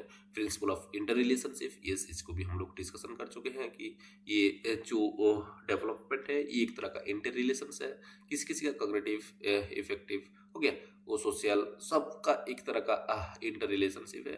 प्रिंसिपल ऑफ प्लास्टिसिटी, मतलब क्या है कि यहाँ जो प्लास्टिसिटी है वो भी दिखने के लिए मिलता है कि यहाँ थ्रू आउट द लाइफ हम लोग कुछ ना कुछ एडप्ट करते हैं एक्सपीरियंस और एनवायरमेंट के हिसाब से, और उसी को ही हम लोग प्लास्टिसिटी बोल रहे हैं। Next principle of life span perspective, और ये डेवलपमेंट जो है एक तरह का लाइफ लॉन्ग प्रोसेस है, और ये through out the life, across the different stages of life ये हमारा चलता है। So next question of this session is which of the following is not the characteristic of adolescence। देखिए आज का डेट में एडोलेसेंस भी एक तरह का क्या बन रहा है कि सिलेबस का हिस्सा बन रहा है हर एक कॉम्पिटिटिव एग्जाम्स का। तो देखिए, तो इनमें से दिया गया कौन सा एक एडोलेसेंस का कैरेक्टरिस्टिक नहीं है। Option, period of stress and strain, age of great idea, period of teenage and youth, period of moving from one place to another। Answer of this question is option D, that is period of moving from one place to another. कि देखिए one place to another इसको हम लोग वो childhood में देखने के लिए मिलता है, लेकिन एडोलेसेंस में ये जो चीज स्ट्रेस एंड स्ट्रेन, इसी यहाँ से क्वेश्चन बना हुआ है कि period of stress and strain हो गया, ये स्ट्रेस एंड स्ट्रेन, कोई एक बोला है, उसका जो साइकोलॉजिस्ट का नाम मेरा याद नहीं आ रहा है, वो एडोलेसेंट को ये बोलकर क्या किए है कि बोले हैं। और यहाँ से भी क्वेश्चन बना हुआ है, एज ऑफ ग्रेट आइडिया। यहाँ बहुत सारे जो नया नया आइडिया है उसी का इनोवेशंस देखने के लिए मिलता है। और उसके साथ साथ यहाँ जो चाइल्ड रहते हैं, वो जो वो इंडिविजुअल रहते हैं, वो टीन एज में एंटर करते हैं और यूथ रहते हैं, हो गया। लेकिन यहाँ फ्लैश टू फ्लैश मूव नहीं करते हैं। तो ये एडोलेसेंट से देखिए, ये एक तरह का स्टेजेस है जो कि आइडियली माना जाता है कि 11 to 19 ईयर्स तक हम लोग एडोलेसेंस मानते हैं, जहाँ की physical, cognitive, emotional, social life में बहुत सारे चेंजेस देखने के लिए मिलता है। और अगर हम लोग फिजिकल चेंजेस का बात करें ड्यूरिंग दिस पीरियड और टाइम इंटरवल, तो हमारा जो रिप्रोडक्टिव ऑर्गन है उसका डेवलपमेंट हो जाता है। और उसके साथ साथ जो हमारा बॉडी कंपोजिशन है, जो हमारा मसल ग्रोथ है, ओके, फैट डिस्ट्रीब्यूशंस है, वो एक तरह से एकदम चेंज हो जाता है। कि लड़कों के अगर हम देखिए तो उनका मसल्स बिल्ड होना स्टार्ट होता है, और उस टाइम से लड़के लोग पसंद भी करते हैं कि नहीं उनका मसल बिल्ड हो। और जो गर्ल्स होते हैं उनके अंदर फैट जमा हो जाता है। और अगर लड़कियों को देखिए तो उनका जो मेंस्ट्रुअल जो साइकिल है वो बिगिन हो जाता है। अगर हम लोग वॉयज को देखिए तो उनका वॉइस थोड़ा कर्कश जिसको हम लोग बोलते हैं, हो गया, थोड़ा रीड हो जाता है। और वॉइस मॉड्यूलेशन में चेंजेस आता है। और बहुत सारे हेयर फेस में देखने के लिए मिलता है, अंडर आर्म देखने के लिए मिलता है, प्राइवेट पार्ट में देखने के लिए मिलता है, ओके। अगर कॉग्निटिव डेवलपमेंट को देखिए एडोलेसेंस में, तो ये एक पीरियड है जहाँ की हमको वो जो एब्स्ट्रैक्ट और क्रिटिकल थिंकिंग है वो इंडिविजुअल के अंदर देखने के लिए मिलता है। और यहाँ क्या होता है कि जो पर्सनल वैल्यू जो है उसको हम लोग एक्सप्लोर कर पाते हैं, आइडेंटिटी को एक्सप्लोर कर पाते हैं। और उसके साथ साथ जो कैपेसिटी ऑफ फॉर प्लानिंग है, डिसीजन मेकिंग है, उसी को भी हम लोग क्या करते हैं कि एनहांस करते हैं। अगर हम लोग इमोशनल चेंजेस को देखिए ड्यूरिंग द टाइम, तो यहाँ हमारा मूड स्विंग बहुत ज़्यादा होता है। इमोशनली हम लोग स्टेबल्स नहीं रहते, वोलाटाइल्स रहते हैं, क्योंकि ये जो स्टेज है यहाँ बहुत सारे तरह का हार्मोनल चेंजेस हमारे अंदर आता है, जिसके कारण कि ये मतलब इमिडिएटली मतलब कभी भी हमारा मूड स्विंग हो जाता है और हम लोग इमोशनली स्टेबल नहीं रहते। और उसके साथ साथ हमारा जो सेंसिटिविटी है वो भी इंक्रीज हो जाता है। और उसके साथ साथ जो स्ट्रगल है वो हमारा सेल्फ इमेज को लेकर, सेल्फ आइडेंटिटी को लेकर, वो भी यहाँ देखने के लिए मिलता है। और सोशल डेवलपमेंट का बात करें तो ये जो सेल्फ इमेज और सेल्फ आइडेंटिटी को लेकर जो स्ट्रगल, यहाँ से क्वेश्चन पूछा गया है, ओके। सोशल डेवलपमेंट को अगर हम देखें तो ड्यूरिंग दिस पीरियड क्या होता है कि हम लोग शिफ्ट कर लेते हैं, हमको हमारा फैमिली मेम्बर से और हमारा फियर रिलेशनशिप से एक्सप्लोर करते हैं, romantic relationship, friendship, romantic friendship, हो गया। और हम लोग यहाँ ऑटोनॉमी चाहते हैं, इंडिपेंडेंस चाहते हैं पेरेंट्स से during the stage of adolescence. तो these are some of the aspect from where repeatedly questions has been asking in different exams related to adolescence. Next question, feedback is the most essential component of some assessment of learning, assessment as learning, assessment for learning, assessment in learning. Answer of this question is option C, that is assessment for learning. Ki, see, these are three types of assessment, that is assessment of learning, assessment for learning, assessment as learning. तो हम लोग assessment of learning किसी को बोल रहे हैं कि summative assessment जो हो रहा है, असेसमेंट ऑफ लर्निंग की देखिए, इसी को आप अच्छे से थोड़ा सुनेंगे। असेसमेंट ऑफ लर्निंग, इसका मतलब क्या है कि लर्निंग कितना हुआ है उसी को एसेस करना। असेसमेंट फॉर लर्निंग, इसका मतलब क्या है कि लर्निंग के लिए एसेस करना, हो गया, कि जब हम लोग एसेस करेंगे बच्चा कुछ सीख पाएगा, हो गया। वो पर्पज लिए जब हम लोग एसेस करते हैं उसको हम लोग बोलते हैं assessment for learning. Assessment as learning, यहाँ क्या रहता है कि आज मतलब यहाँ जो असेसमेंट रहता है वो एक तरह का सेल्फ लर्निंग रहता है। मतलब वो बच्चा खुद जब सीखना स्टार्ट कर देता है, रिफ्लेक्ट करना स्टार्ट कर देता है, उसको हम लोग असेसमेंट आज लर्निंग बोलते हैं। तो देखिए इसका डेफिनेशन को थोड़ा देखते हैं कि असेसमेंट ऑफ लर्निंग मतलब एक तरह का समेटिव असेसमेंट है, जहाँ के हम लोग को जो लर्निंग का एंड में हम लोग देखते हैं कि तो during the transitional period, instructional period, कि हम हमारा जो लर्निंग है वो कितना लर्न कर पाए हैं उसी को असेस करते हैं। असेसमेंट फॉर लर्निंग को हम लोग फॉर्मेटिव असेसमेंट भी बोलते हैं, और ये एक तरह का ऑनगोइंग प्रोसेस है during the learning experiences. During the process हम लोग क्या करते हैं कि हम लोग असेस करते हैं। और असेसमेंट आज लर्निंग ये क्या होता है कि खुद का लर्निंग प्रोसेस को खुद क्या यहाँ किया जाता है कि एसेस किया जाता है, कि रिफ्लेक्टिव के इंट्रोस्पेक्शन के थ्रू, सेल्फ रेगुलेशन के थ्रू हम यहाँ करते हैं। अगर हम लोग पर्पस देखिए तो यहाँ इवेलुएट करना कि ओवरऑल अचीवमेंट क्या हुआ है, तो उसको हम लोग बोल रहे हैं असेसमेंट ऑफ लर्निंग। लेकिन जब असेसमेंट फॉर लर्निंग का बात कर रहे हैं तब ये जो पर्पस रहता है वो फीडबैक देना स्टूडेंट को, और उसी का जो लर्निंग है उसी में चेंजेस लाना, वो रहता है मेन पर्पस।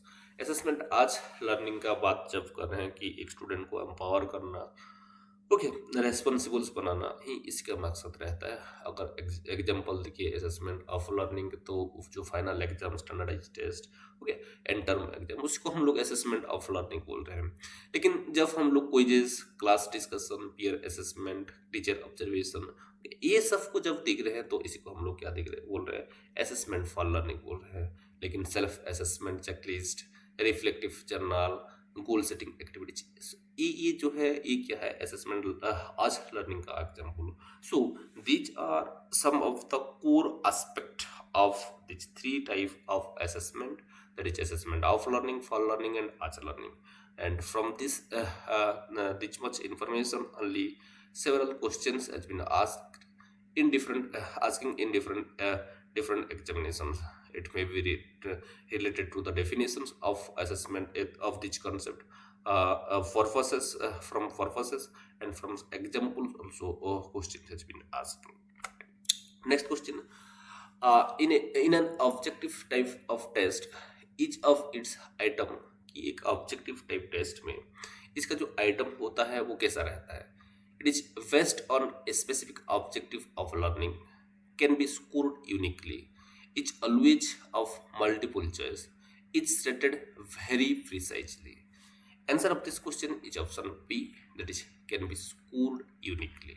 Okay, तो दिस सी कि ये जो आइटम रहता है वो क्या होता है कि स्कोर यूनिक वे में उसको स्कोर किया जाता है. Next, for facilitating comprehensive assessment for learning, A students portfolio should content, कि जब हम लोग एक कॉम्प्रिहेंसिव असेसमेंट फैसिलिटेट करने के लिए बोल रहे हैं असेसमेंट फॉर लर्निंग में, एक स्टूडेंट्स पोर्टफोलियो क्या कंटेंट करना चाहिए, the written work of the student, the creative materials prepared by the student, the performance of the student, scoring rubrics. Answer of this question is option C, that is the performance of the student, कि वो student का जो performance है उसी को ही हम लोग वो पोर्टफोलियो में रखना चाहिए, क्योंकि उसी को देखकर हम लोग कॉम्प्रिहेंसिव वे में वो स्टूडेंट्स का जो फॉर लर्निंग है उसी को हम लोग क्या कर सकते हैं कि एसेस कर सकते हैं.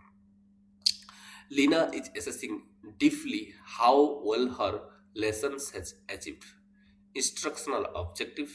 Lina is using both assessment as diagnostic, formative, summative, cognitive. कि देखिए लीना वो डीपली क्या कर is assessing deeply how well her lesson, कि उसका लेसन कैसा है उसको वो डीपली एसेस कर रहा है. हैज अचीव्ड इंस्ट्रक्शनल ऑब्जेक्टिव, कितना दूर तक उसका जो लेसन है वो उसका इंस्ट्रक्शनल ऑब्जेक्टिव को फुलफिल कर पाया है, उसको वो डीपली एसेस करना चाहता है. तो इसको कौन सा बोला जाएगा, वो है फॉर्मेटिव असेसमेंट. ओके, लोग यहाँ समेटिव बोलते हैं लेकिन इसका आंसर है formative. A set of rules a teacher can employ for assessing the quality of a student's work, कि एक सेट ऑफ रूल जहाँ की एक टीचर क्या कर रहा है can employ for assessing the quality of student work की एक स्टूडेंट का जो क्वालिटी वर्क है किस तरह का क्वालिटी है उसी को एसेस करने के लिए एक टीचर क्या कर रहा है, एक सेट ऑफ रूल बना रहा है, तो उसी को हम लोग क्या बोलेंगे, a reliability checklist, a standardise rule, a table of specification, scoring rubrics. Answer of this question is option D, that is scoring rubrics. आपको पता ही है रूब्रिक्स मतलब क्या है। पहले चेकलिस्ट, रिलेबिलिटी चेकलिस्ट देख लेते हैं कि ये रिलेबिलिटी चेकलिस्ट मतलब एक तरह का चेकलिस्ट होता है जिसको कि हम लोग सिर्फ दिखते हैं कि ये सब कुछ है या नहीं। स्टैंडर्डाइज रूल मतलब एक तरह का कि कंक्रीट रूल होता है जिसको फॉलो ही करना पड़ता है, हो गया। Table of specification, table of specification को दिख कर ही हम लोग को क्या करना है, कैसे करना है, वो हम लोग को गाइड करता है। Next scoring rubrics, scoring rubrics मतलब एक तरह का टू डायमेंशनल टेबल है जहाँ की क्लियरली डिफाइन हुआ रहता है कि अगर ये सिचुएशन हो रहा है तो इसी को हम लोग क्या कहेंगे, ठीक है, ये दोनों हो रहा है तो इसी को क्या बोला जाएगा, ठीक है। ये मतलब दो तरह का रहता है, एक तो हम लोग को क्या हो रहा है उसी को आइडेंटिफाई करके हम लोग आइडेंटिफाई करते हैं, और दूसरा वाला है दो चीज हो रहा है तो उसको हम लोग क्या मानेंगे, ठीक है। इस तरह से वो रूब्रिक्स बनता है और यहाँ एक रूल सेट किया जाता है टीचर के द्वारा कि उसका जो स्टूडेंट्स का जो वर्क है किस तरह का, उसका क्वालिटी कैसा है, उसको एसेस करने के लिए। Next, which of the following is not a correct statement? Option: a test can be reliable without being valid. A test cannot be valid without being reliable. A test can be reliable and valid. A test can be valid without being reliable. Answer of this question is option D, that is a test can be valid without being reliable. कि देखिए कि जब हम लोग reliability and validity का relationship को देख रहे हैं तो यहाँ हमको देखने के लिए मिलता है कि देखिए कि रिलेबिलिटी अगर है तो एक टेस्ट को हम लोग वैलिड नहीं मान सकते, लेकिन कोई टेस्ट वैलिड है तो वो ऑटोमेटिकली उसको हम लोग क्या मानते हैं कि वो रिलेबल्स मानते हैं, रिलेबल है ये मानते हैं। तो चलिए थोड़ा देखते हैं कि वैलिडिटी और रिलेबिलिटी के बारे में। कि देखिए ये वैलिडिटी मतलब to the extent to which a test measure what it claim to measure, कि एक टेस्ट जो क्लेम कर रहा है उसी को कितना दूर तक वो मेजर कर पा रहा है उसी को हम लोग वैलिडिटी बोल रहे हैं। लेकिन एक रिलेबिलिटी का मतलब क्या है कि एक test consistently across different condition वो कितना दूर तक उसका जो रेस्पॉन्स है वो कंसिस्टेंट रख रहा है उसको हम लोग बोलते हैं रिलेबिलिटी। अगर टाइप्स का बात करें तो वैलिडिटी में तीन तरह का वैलिडिटी जनरली दिखने के लिए मिलता है, लेकिन इसी को छोड़कर और भी तरह का वैलिडिटी है। कंटेंट, कंस्ट्रक्ट, क्राइटेरियंस, हो गया। कंटेंट में हम लोग दिखते हैं कि वो रिलेवेंट कंटेंट एरिया को कवर कर रहा है या नहीं, और हमारा पर्पस के हिसाब से वो कंटेंट को कवर कर पा रहा है या नहीं। कंस्ट्रक्ट में हम लोग दिखते हैं कि वो जो क्लेम कर रहा है वो ट्रेट को वो ट्रूली मेजर कर पा रहा है या नहीं, वो कंस्ट्रक्ट को वो ट्रूली मेजर कर पा रहा है या नहीं। क्राइटेरियन से रिलेटेड वैलिडिटी, यहाँ हम लोग दिखते हैं how well one measure predict an outcomes based on another measure, कि एक अलग मेजर को देखकर कि हम लोग कितना दूर तक प्रेडिक्ट कर सकते हैं, उस तरह का जब हम लोग वैलिडिटी निकाल रहे हैं तब हम लोग उसी को बोल रहे हैं criterion related validity. Criteria related validity एक इसका फिर सब स्टेज देखने के लिए मिलता है, स्टफ टाइप देखने के लिए मिलता है, तो उसी के अंदर हम लोग नहीं जा रहे हैं। ठीक ऐसे रिलेबिलिटी का भी तीन तरह का रिलेबिलिटी देखने के लिए मिलता है, test, retest, interrater, internal consistency. हालांकि इसी को छोड़कर भी और बहुत सारे तरह का रिलेबिलिटी है, वैलिडिटी भी है, जहां से भी क्वेश्चन पूछा जा रहा है, लेकिन रिपीटेडली ज्यादातर क्वेश्चन यहाँ से ही पूछा जा रहा है। Content, construct, criterion, test, retest, interrater, internal consistency.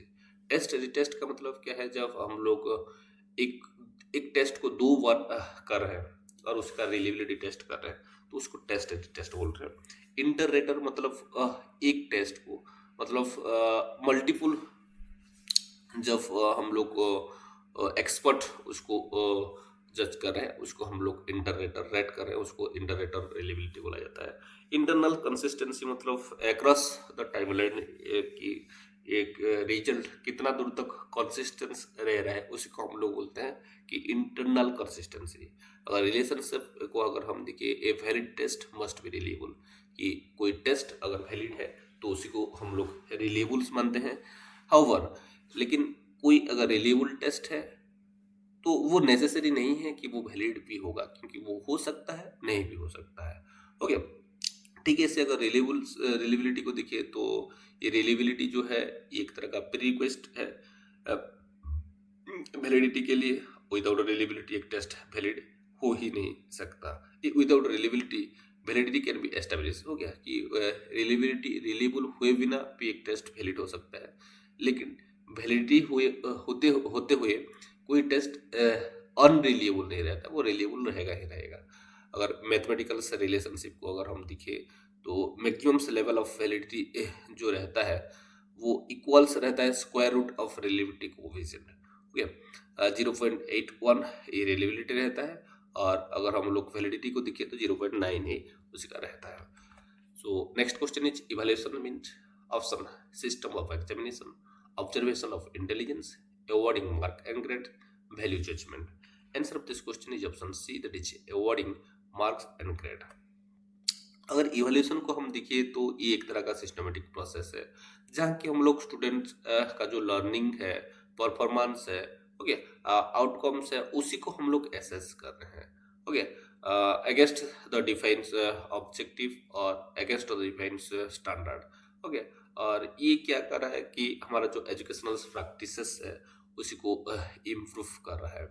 और इसी का मेन पर्पस को अगर हम देखें तो ये जो टीचिंग लर्निंग प्रोसेस है उसी को एनहांस करना, कि डिफरेंट डिफरेंट जो एरिया है, इम्प्रूवमेंट नीडेड एरिया, और जो स्टूडेंट का प्रोग्रेस है उसी को मेजर करना, और उसका इंस्ट्रक्शनल डिसीजंस जो लिया जा रहा है उसी को इन्फॉर्म करने के लिए ही इसका इवैल्यूएशन किया जाता है। अगर हम लोग इसका टाइप्स देखें तो फॉर्मेटिव, समेटिव, डायग्नोस्टिक देखने के लिए मिलता है, और एक आता है प्लेसमेंट। वो प्लेसमेंट किसी को एक प्लेस और एक सीट देने के लिए जब इवैल्यूएट करें तो हम उसको प्लेसमेंट बोल रहे हैं।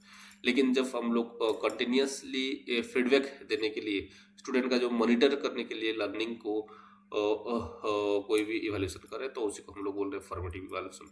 लेकिन जब हम लोग सर्टिफिकेशंस के लिए ओके ओवरऑल लर्निंग आउटकम्स को जब हम लोग इवैल्यूएट करें तो उसको हम लोग बोल रहे हैं समेटिव। जब कोई पर्टिकुलर प्रॉब्लम्स के लिए ओके स्ट्रेंथ और वीकनेस को आइडेंटिफाई करने के लिए जब हम लोग स्टूडेंट को इवैल्यूएट करें तो उसको हम लोग बोलते हैं डायग्नोस्टिक इवैल्यूएशन।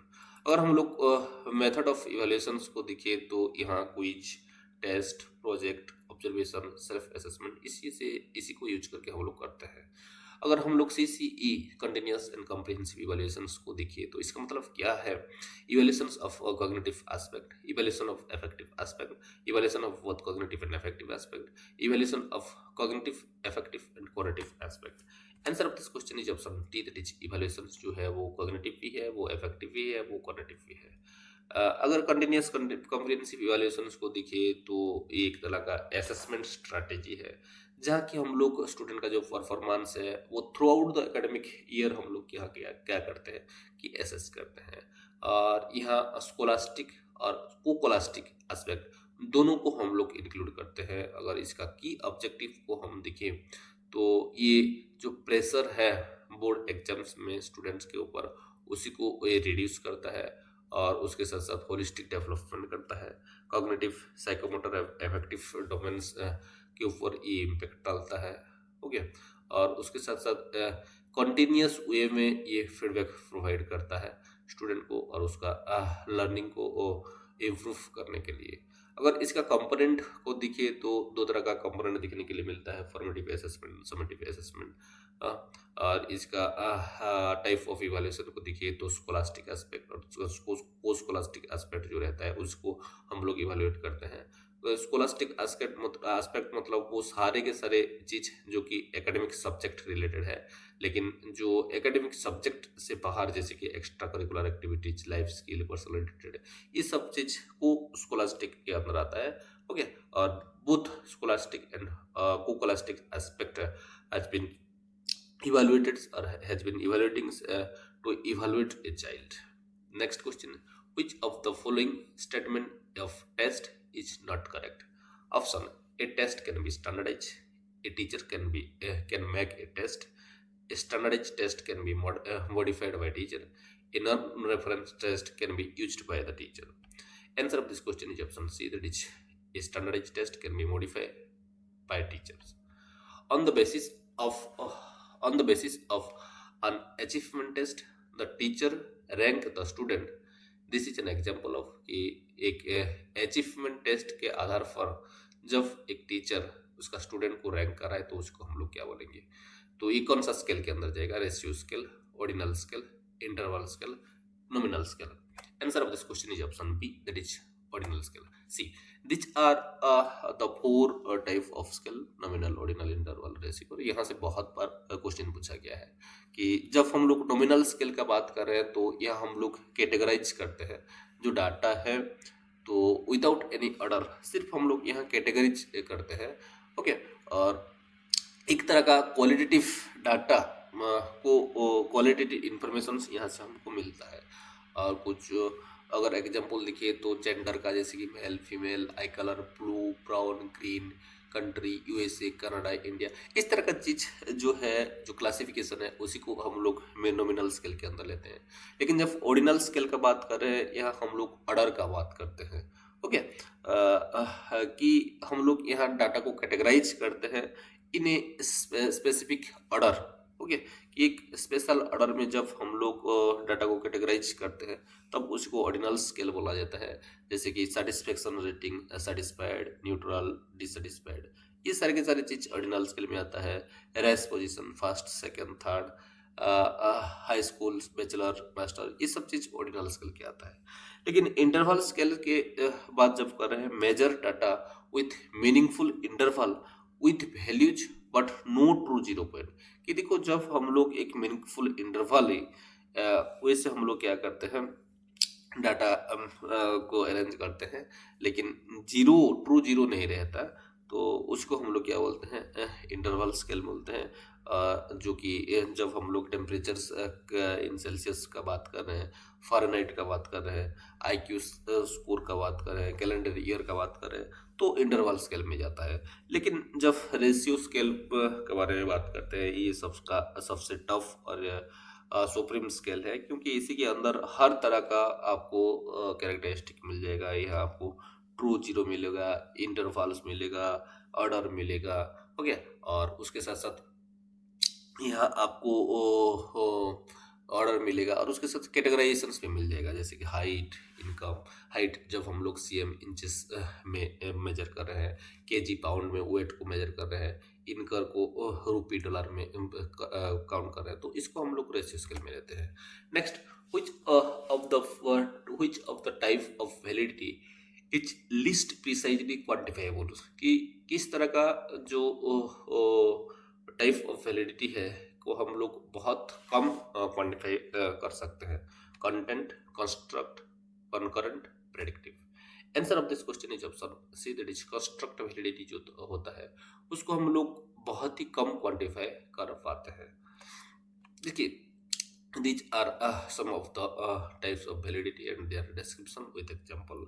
फेस वैलिडिटी के बारे में जब बात करें, जब कोई एक टेस्ट जैसा होना चाहिए, उसका टाइटल से जैसे पता लग रहा है वैसा दिख रहा है या नहीं, ओके, उसको हम लोग फेस वैलिडिटी बोलते हैं. कंटेंट वैलिडिटी मतलब जो ऑब्जेक्टिव है, ओके, उसी को वो कंटेंट का वर्कअप कर रहा है या नहीं, उसको कंटेंट वैलिडिटी बोलते हैं. कंस्ट्रक्ट वैलिडिटी मतलब यहाँ हम लोग जो कंस्ट्रक्ट के बारे में बोल रहे हैं, तो कंस्ट्रक्ट को जो क्लेम कर रहा है उसी को मेजर कर पा रहा है या नहीं, उसको कंस्ट्रक्ट वैलिडिटी बोलते हैं. क्राइटेरियन वैलिडिटी मतलब कि ये measure how well one variable or test predict an outcome based on another variable or test. कि दूसरे वेरिएबल और टेस्ट के आधार पर जो एक वेरिएबल है वो कितना दूर तक प्रेडिक्ट कर पा रहा है, उसको हम लोग बोलते हैं क्राइटेरियन वैलिडिटी. और यहाँ दो तरह का देखने के लिए मिलता है. एक तो कॉन्करेंट वैलिडिटी, जहाँ कि हम लोग एसेस करते हैं वैलिडिटी को at the same time as another major.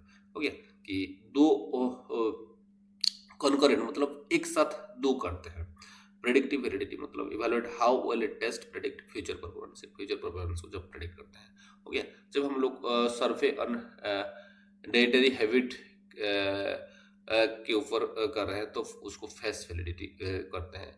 लेकिन ये math test that include questions from all relevant topic हो गया। एक आप टेस्ट ले रहे हैं कोई भी क्लास का, और वो कितना दूर तक जो टॉपिक, जो सब टॉपिक रहता है, अलजेब्रा, ज्योमेट्री, वो सबको कवर अप कर रहा है, उसको कंटेंट वैलिडिटी बोलते हैं।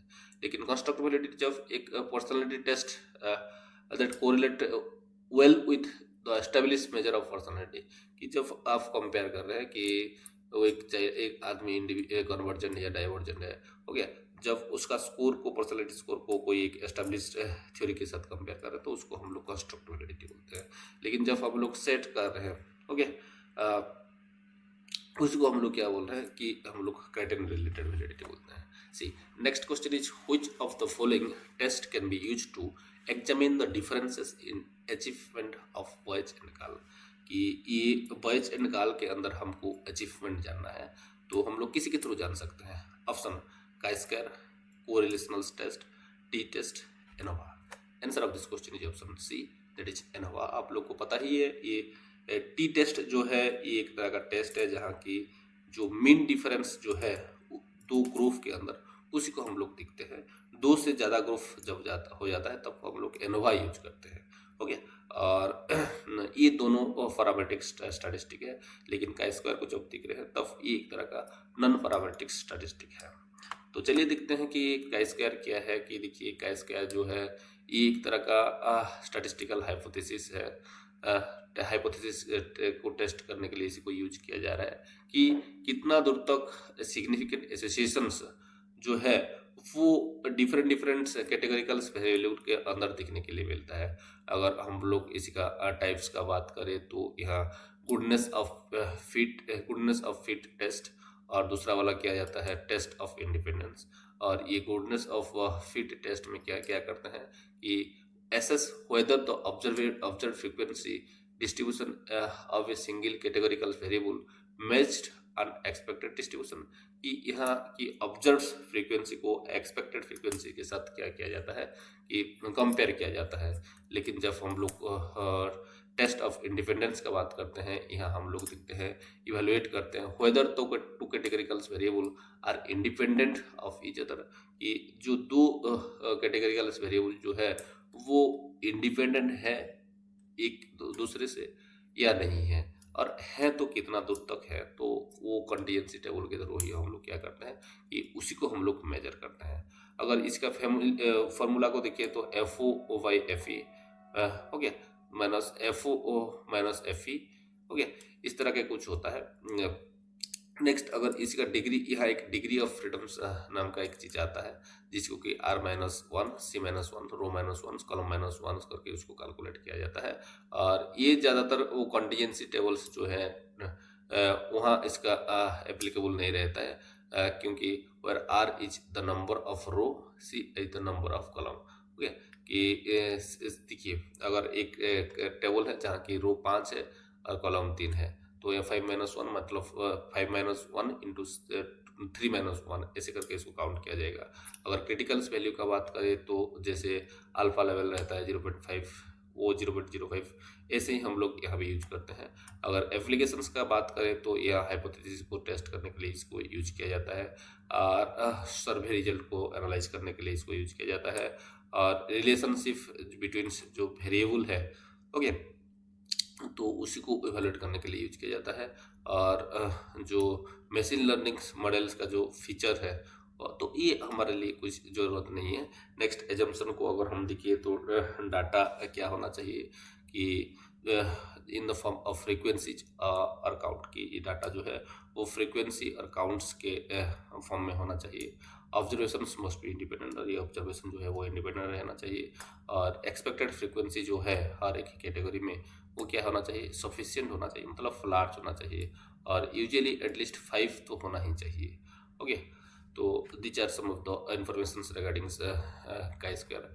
नेक्स्ट अगर हम लोग कोरिलेशनल टेस्ट को देखिए तो ये एक तरह का टेस्ट है कि यहाँ हम लोग देखते हैं कि किस तरह से कोरिलेट है, हो गया, डिफरेंट स्टैटिस्टिकल मेथड को हम लोग यूज करते हैं, और कितना दूर तक कोरिलेट है तो उसी को हम लोग देखते हैं। और यहाँ जो है -1 और +1 जो रहता है वो मैक्सिमम रहता है। -1 सबसे कम रहता है, +1 सबसे ज़्यादा रहता है। जब हम लोग +1 का बात करते हैं तब उसको बोला जाता है पॉजिटिव कोरिलेशन। जब -1 का बात किया जाता है तब हम लोग बोलते हैं नेगेटिव कोरिलेशन। जब 0 का बात करते हैं तब उसको हम लोग मानते हैं नो कोरिलेशन। और अगर टाइप्स को दिखे तो Pearson's correlation coefficient, Spearman rank correlations, Kendall's tau, फंड biserial, these are some of the types of correlation. Next question: there is a significant positive correlations between variables x and y.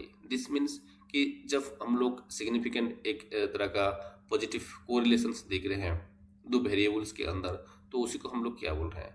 x causes variations in y, y causes variations in x. Both x and y vary together in opposite direction. Both x and y vary together in same direction. Answer of this question is option D, that is कि x and y जो है वो same directions में very करते हैं। अगर हम लोग देखिए कि टाइप्स ऑफ कोरिलेशन तो बहुत सारे तरह का रहता है, जैसे कि पियर्सन्स कोफिशिएंट्स कोरिलेशंस, यहाँ से क्वेश्चन पूछा जा रहा है। Spearman rank correlations, Kendall's tau, point biserial correlations, tetrachorics correlation, polychorics correlations, intraclass correlation, partial correlation, phi coefficient correlation और कॉन्कॉर्डेंस कोरिलेशंस कोफिशिएंट, यहाँ से क्वेश्चन पूछा जा रहा है। तो देखिए, चलिए थोड़ा हम लोग इसका मीनिंग जो है उसको थोड़ा देख लेते हैं कि जब पियर्सन्स कोरिलेशंस का कोरिलेशंस कोफिशिएंट का बात कर रहे हैं तो अब इसका जो स्ट्रेंथ है क्या है वो measure the strength and directions of linear relationship between two continuous variable, कि जब टू कंटिन्यूअस वेरिएबल्स के अंदर किस तरह का लीनियर रिलेशनशिप है, उसी को हम लोग जब मेजर करना चाहते हैं तब हम लोग यूज करते हैं पियर्सन्स कोरिलेशन कोफिशिएंट। क्या बोला कि दो कंटिन्यूअस वेरिएबल्स के अंदर हो गया लीनियर किस तरह का लीनियर रिलेशनशिप है, उसी को जब जानने के लिए चाहते हैं तब हम लोग पियर्सन्स कोरिलेशन कोफिशिएंट यूज करते हैं। और ये ज़्यादातर रिसर्च में जो हमारा रिलेशनशिप हाइट वेट हो गया टेस्ट स्कोर, ये सब चीज़ को अंदर कोरिलेशंस कोरिलेट करने के लिए इसको यूज किया जाता है। अगर स्पीयरमैन रैंक कोरिलेशंस का बात करें तो ये एक तरह का नॉन पैरामेट्रिक्स मेजर है, जहाँ के हम लोग क्या करते हैं strength and direction of association between two rank variable, कि एक तरह का स्ट्रेंथ और उसका जो किस डायरेक्शंस में उसी का एसोसिएशन है दो रैंक्ड वेरिएबल को। हो गया, देखिए कि पियर्सन्स कोरिलेशन कोफिशिएंट में हम लोग कंटिन्यूअस वेरिएबल का बात कर रहे हैं, लेकिन स्पीयरमैन रैंक जब चला आ रहा है तब पियर्सन्स में हम लोग कंटिन्यूअस वेरिएबल ले रहे हैं, लेकिन स्पीयरमैन में हम लोग यहाँ रैंक्ड वेरिएबल ले रहे हैं। हो गया, और जब हम लोग flat when data is ordinal scale में जब डाटा रहता है तब हम लोग इसको यूज करते हैं। कैंडल्स ट्यूब को अगर हम देखें तो ये भी एक तरह का नॉन पैरामेट्रिक्स मेजर है, जहाँ की क्या होता है correlations that assess the strength of association between two rank variable, कि जब दो रैंक्ड वेरिएबल सिर्फ दो रैंक्ड वेरिएबल्स के अंदर जब रिलेशनशिप देखते हैं तब हम लोग कैंडल्स ट्यूब को भी यूज कर सकते हैं। हो गया, और जो डिफरेंस है वो स्पीयरमैन और कैंडल के अंदर, कैंडल में सिर्फ हम लोग स्ट्रेंथ को हम लोग देखते हैं, लेकिन स्पीयरमैन में हम लोग रैंक के साथ डायरेक्शन के साथ साथ स्ट्रेंथ को भी हम लोग यहाँ देखते हैं। अगर पॉइंट बाइसेरियल कोरिलेशन को देखिए तो ये एक तरह का स्पेशल पियर्सन कोरिलेशन है। पियर्सन कोरिलेशन का एक तरह का एक सब पार्ट है, जहाँ की हम लोग दिखते हैं कि एक कंटिन्यूअस वेरिएबल्स हो गया और एक बाइनरी कंटिन्यूअस वेरिएबल्स डाइकोटोमस के अंदर जब हम लोग रिलेशनशिप बिल्ड करते हैं तो पॉइंट बाइसेरियल बोलते हैं। टेट्राकोलिक्स कोरिलेशन बोलते हैं कि जब हम लोग टू डाइकोटोमस वेरिएबल्स के अंदर जब हम लोग यूज मतलब रिलेशनशिप को देखते हैं तब टेट्राकोलिक यूज करते हैं। पॉलीकोलिक्स मतलब जब हम लोग सिमिलर टू टेट्राकोलिक हो गया, लेकिन यहाँ डाटा जो है वो ऑर्डिनल स्केल में रहता है, और यहाँ ये थोड़ा सा जो पियर्सन कोरिलेशन कोफिशिएंट का जैसे ही इसको भी मेजर किया जाता है। अगर इंटर-क्लास कोरिलेशंस को दिखे तो ये एक तरह का एग्रीमेंट है, जहाँ की हम लोग क्वांटिटेटिव वे में हम लोग क्या करते हैं कि जो कितना दूर तक वो स्ट्रांगली लोग एक दूसरे से रिलेटेड है उसको हम लोग एसेस करते हैं। पार्शियल कोरिलेशंस में क्या होता है कि यहाँ हम लोग जो रिलेशनशिप बिटवीन टू वेरिएबल है उसको हम लोग देखते हैं। और यहाँ वो अदर जो एक्सटर्नियस वेरिएबल रहता है उसको हम लोग कंट्रोल करते हैं पार्शियल कोरिलेशंस में। लेकिन फाइव कोफिशिएंट्स का बात जब हम लोग कर रहे हैं, यहाँ जो एसोसिएशन है दो बाइनरी वेरिएबल्स के अंदर, हो गया, उसको हम लोग देखते हैं। और कॉन्कॉर्डेंस कोरिलेशंस कोफिशिएंट्स का बात जब कर रहे हैं तब यहाँ हम लोग क्या करते हैं कि ये एक तरह का measures of agreements between two continuous measure. जब दो कंटिन्यूस वेरिएबल के अंदर कितना दूर तक एग्रीमेंट है, एसोसिएशन है, उसको हम लोग देखते हैं, तो उसको हम लोग कॉन्कॉर्डेंस कोरिलेशन कोफिशिएंट्स जिसको एक गोल्ड स्टैंडर्ड माना जाता है। Okay, next question of this session is which of the following is a method of qualitative research? Option experimental, narrative survey, narrative, exposed facto. Answer of this question is option C, that is narrative. Option C is right answer, क्योंकि ये narrative को ही qualitative research माना गया है। experimentals ये तो purely quantitative रहता है ज़्यादातर। नेक्स्ट नॉन नेटिव सर्वे चला आ रहा है, तो ये ज़्यादातर नॉन नेटिव क्या रहता है, एक क्वान्टिटेटिव रहता है। एंड एक्सपोस्ट फैक्टो ये भी क्वान्टिटेटिव रहता है। अगर हम लोग देखिए तो डिफरेंट मेथड्स को जो कि क्वालिटेटिव मेथड्स रिसर्च में यूज हो रहा है, तो वो है कि in depth interview, focused group discussion, हो गया, participant observation, case studies, ethnographic research, हो गया, grounded theory, phenomenology, content analysis, narrative inquiry, observation studies, हो गया। तो इसी को हम लोग बोल रहे हैं, लेकिन ड्यू टू टाइम कंस्टेंट मैं इसको डिस्कस नहीं कर पा रहा हूँ आप लोग के साथ। Next, which of the following is not the measure of central tendency? Mean, median, ST, mode. Answer of this question is option C, that is standard deviation. In which case sample and population are the same? Option case study design, descriptive survey design, casual comparative design, experimental design. Answer of this question is option A, that is case study design. सी तो ये भी है case study design के बारे में कुछ informations, तो इसी को पॉज करके प्लीज रीड कर लेना। और कुछ अगर आपका डाउट रह रहा है तो आप मेरे को कमेंट सेक्शंस में कमेंट कर सकते हैं इसी रिलेटेड। नेक्स्ट, ये भी कुछ इंफॉर्मेशन है। Which of the following measure is most affected in extreme score? Option median, mode, mean, ST. Answer of this question is option B, that is mean. The degree and directions of linear relation between two variables is measured by Pearson's correlation, Spearman correlation, Freund-Weiss serial correlation, rank difference. Pearson's correlation is the right answer for this question. See, we already discussed the different type of correlations before this, but these are also some of the types of correlations.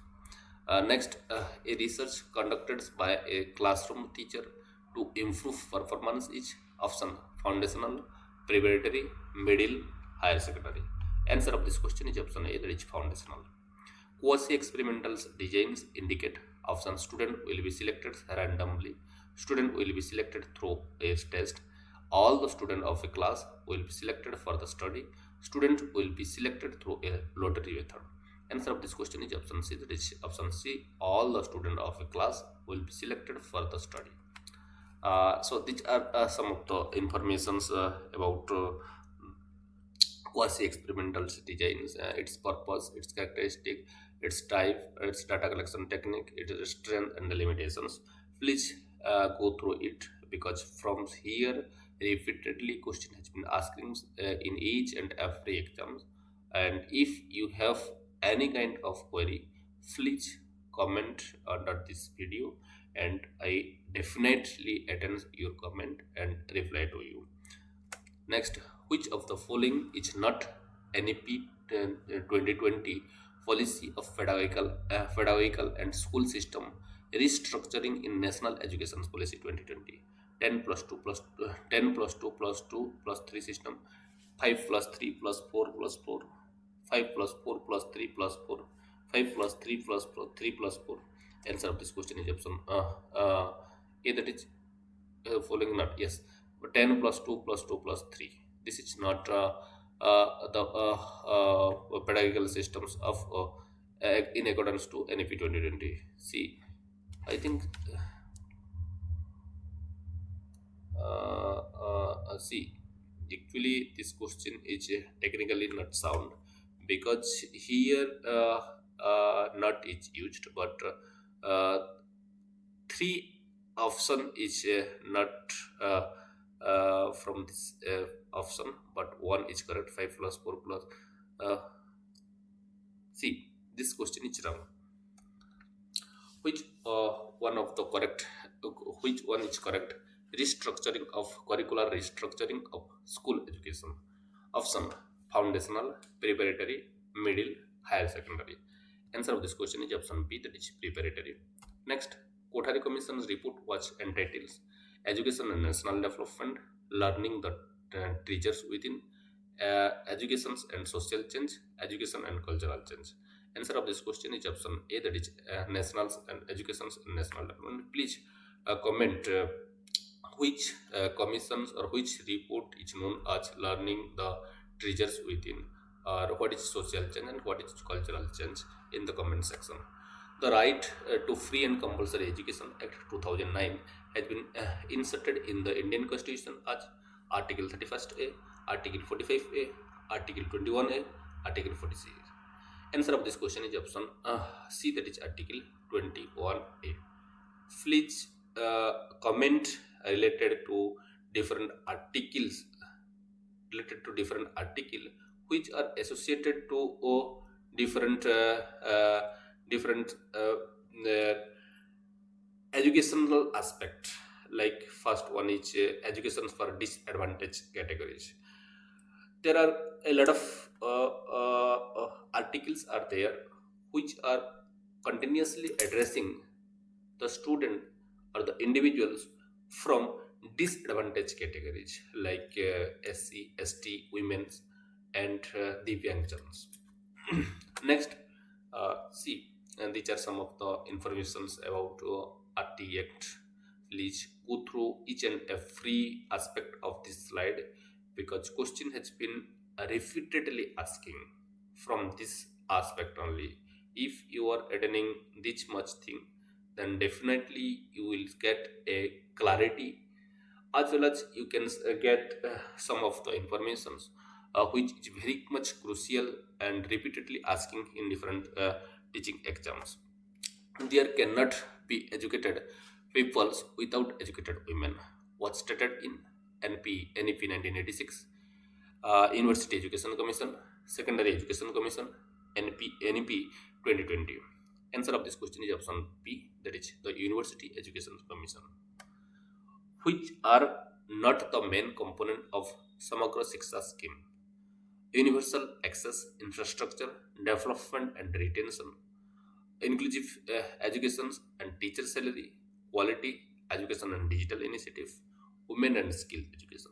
Answer of this question is option D, that is women and skill educations. See, these are some of the informations on Samagra Shiksha visions. Like previous slide, please go through this slide also. Please pause the video, read the slide, understand, and if you are facing any kind of issues, that please comment in the comment section of this video. Which commission suggested silent meditations as a part of moral value? Option: Secondary Education Commission, University Education Commission, National Education Commission, Indian Education Commission. Answer of this question is option D, that is Indian Education Commission. Which of the following is not the aim of RUSA, Rashtriya Uchatar Shiksha Abhiyan? Improve the overall quality of existing state institution, ensuring academic and examinations reform in the higher educational institution, improve equality in secondary education, improve equality in higher education. Answer of this question is option C, that is improve equality in secondary education. Please comment about RUSA, Rashtriya Uchatar Shiksha Abhiyan, when it comes and what the scope of RUSA and what is the current situation, current scenario of RUSA, and related questions or related informations to questions. Inclusive educations will be successful with option high quality textbooks, community support, attitudinal changes among teachers, high quality resources. Answer of this question is option B, that is community support. which is not the professional requirement of a teacher as explains in UNESCO. Innovativeness in approach and teaching strategy, justice to the profession, mastery of the subject and competency in teaching, provision of adequate financial facilities to teacher. Answer of this question is option D, that is provisions of adequate financial facilities to teacher. Due to time constraint, I unable to discuss about UNESCO and teacher, UNESCO and education, UNESCO and India. कि देखिए आप लोग UNESCO और जो different different तरह का जो programme है जो एजुकेशन के लिए लिया गया है उसको आप कमेंट सेक्स कर सकते हैं कौन कौन सा है, और उसके साथ साथ ये कब एस्टेब्लिश हुआ था और इसका स्कोप क्या है उसी के बारे में भी प्लीज आप कमेंट कीजिए कमेंट सेक्शन में, ताकि उसी को दिखकर हम लोग थोड़ा ज़्यादा इंफॉर्मेटिव बन सके. Next, accreditations of teacher education institutions is done by NCRT, NCT, NAC, NUPA. Answer of this question is B, but currently it is also accrediting by NAC. Next, which is not the objective of human right education? Option: learn about human right education, learn for human right education, learn through human right education, learn of human right education. Answer of this question is option D, that is learn of human right education. Learning the treasures within which presented a vision of education based on 4 pillar of learning, 3 pillar of learning, 2 pillar of learning, 5 pillar of learning. Answer of this question is option A, that is 4 pillar of learning. Please comment what are those 4 pillar of learning in the comment section.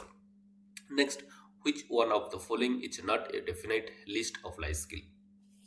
Option: interpersonal and communication skill, personality development skill, decision making and problem solving skill, personal skill and self awareness. Answer of this question is option B, that is personality and personality development skill.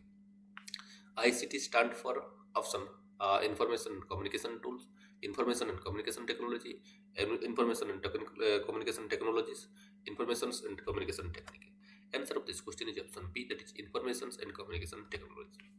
What is the what is the timeline for formulation of NCFSC, NCFTE in NEP 2020? Option: a national standard testing body, national testing agencies, National Higher Education Regulatory Council, National Higher Education Standard Council. Answer of this question is option B, that is National Testing Agency. C. These are some of the agency and body and councils which are associated with NEP 2020. Please comment about this and the current scenario of these bodies, agencies, and councils. Next, which one is not the global goal of FARC in NEP 2020? Setting norm, standard, and guidelines for assessment and evaluation, guiding the state achievement survey, conducting the national achievement survey, evaluating the vocational education survey assessment. Answer of this question is option D, that is evaluating the vocational education assessment. Okay, like previous questions, please comment about FARC also. What is the full form of FARC? When it was launched? What are the objectives of FARC? And what is the current scenario, current status of FARC? And how FARC is related to NEP 2020? Next, in NEP 2020, the NCT to be restructured as National Testing Agency, Professional Standard Setting Body, National Higher Education Regulatory Council, National Higher Education Standard Council. Answer of this question is option B, that is Professional Standard Setting Body. Put the following teaching learning activities in appropriate order: presentation of learning material, setting the objectives of learning, assessing the learning outcome, previous knowledge assessment. Answer of this question is option 1, 2, 3, 4. This is the appropriate order of this aspect. Next, last question of this session. What are the check and balance available in the society for regulating social behavior of people. The option 1, moors, folk wage and institution, enacted laws and punishment, meditations and a prayer, reading a religious book. Answer of this question is option A, that is 1 and double I. It means more and folk which and institutions, meditations and prayer. Please like, share and comment. Uh, and it's my humble request to all viewer that some of the questions uh, अच्छे से address नहीं किया गया है due to time constraint. Please go through each and every questions and comment and give some information to others as well as you and as well as me also regarding different aspect of different questions. See the questions and the main themes, the options and the main themes of option. And आप लोग comment कीजिए कि उसका बारे में वो questions का जो वो मेन थीम है उसका बारे में उसका करंट स्टेटस क्या है, ऑप्शन जो है वो ऑप्शन का मीनिंग क्या है, उसका करंट स्टेटस क्या है, उसका बारे में भी आप लोग ये वीडियो में क्या कर सकते हैं कि कमेंट कर सकते हैं. Thank you so much.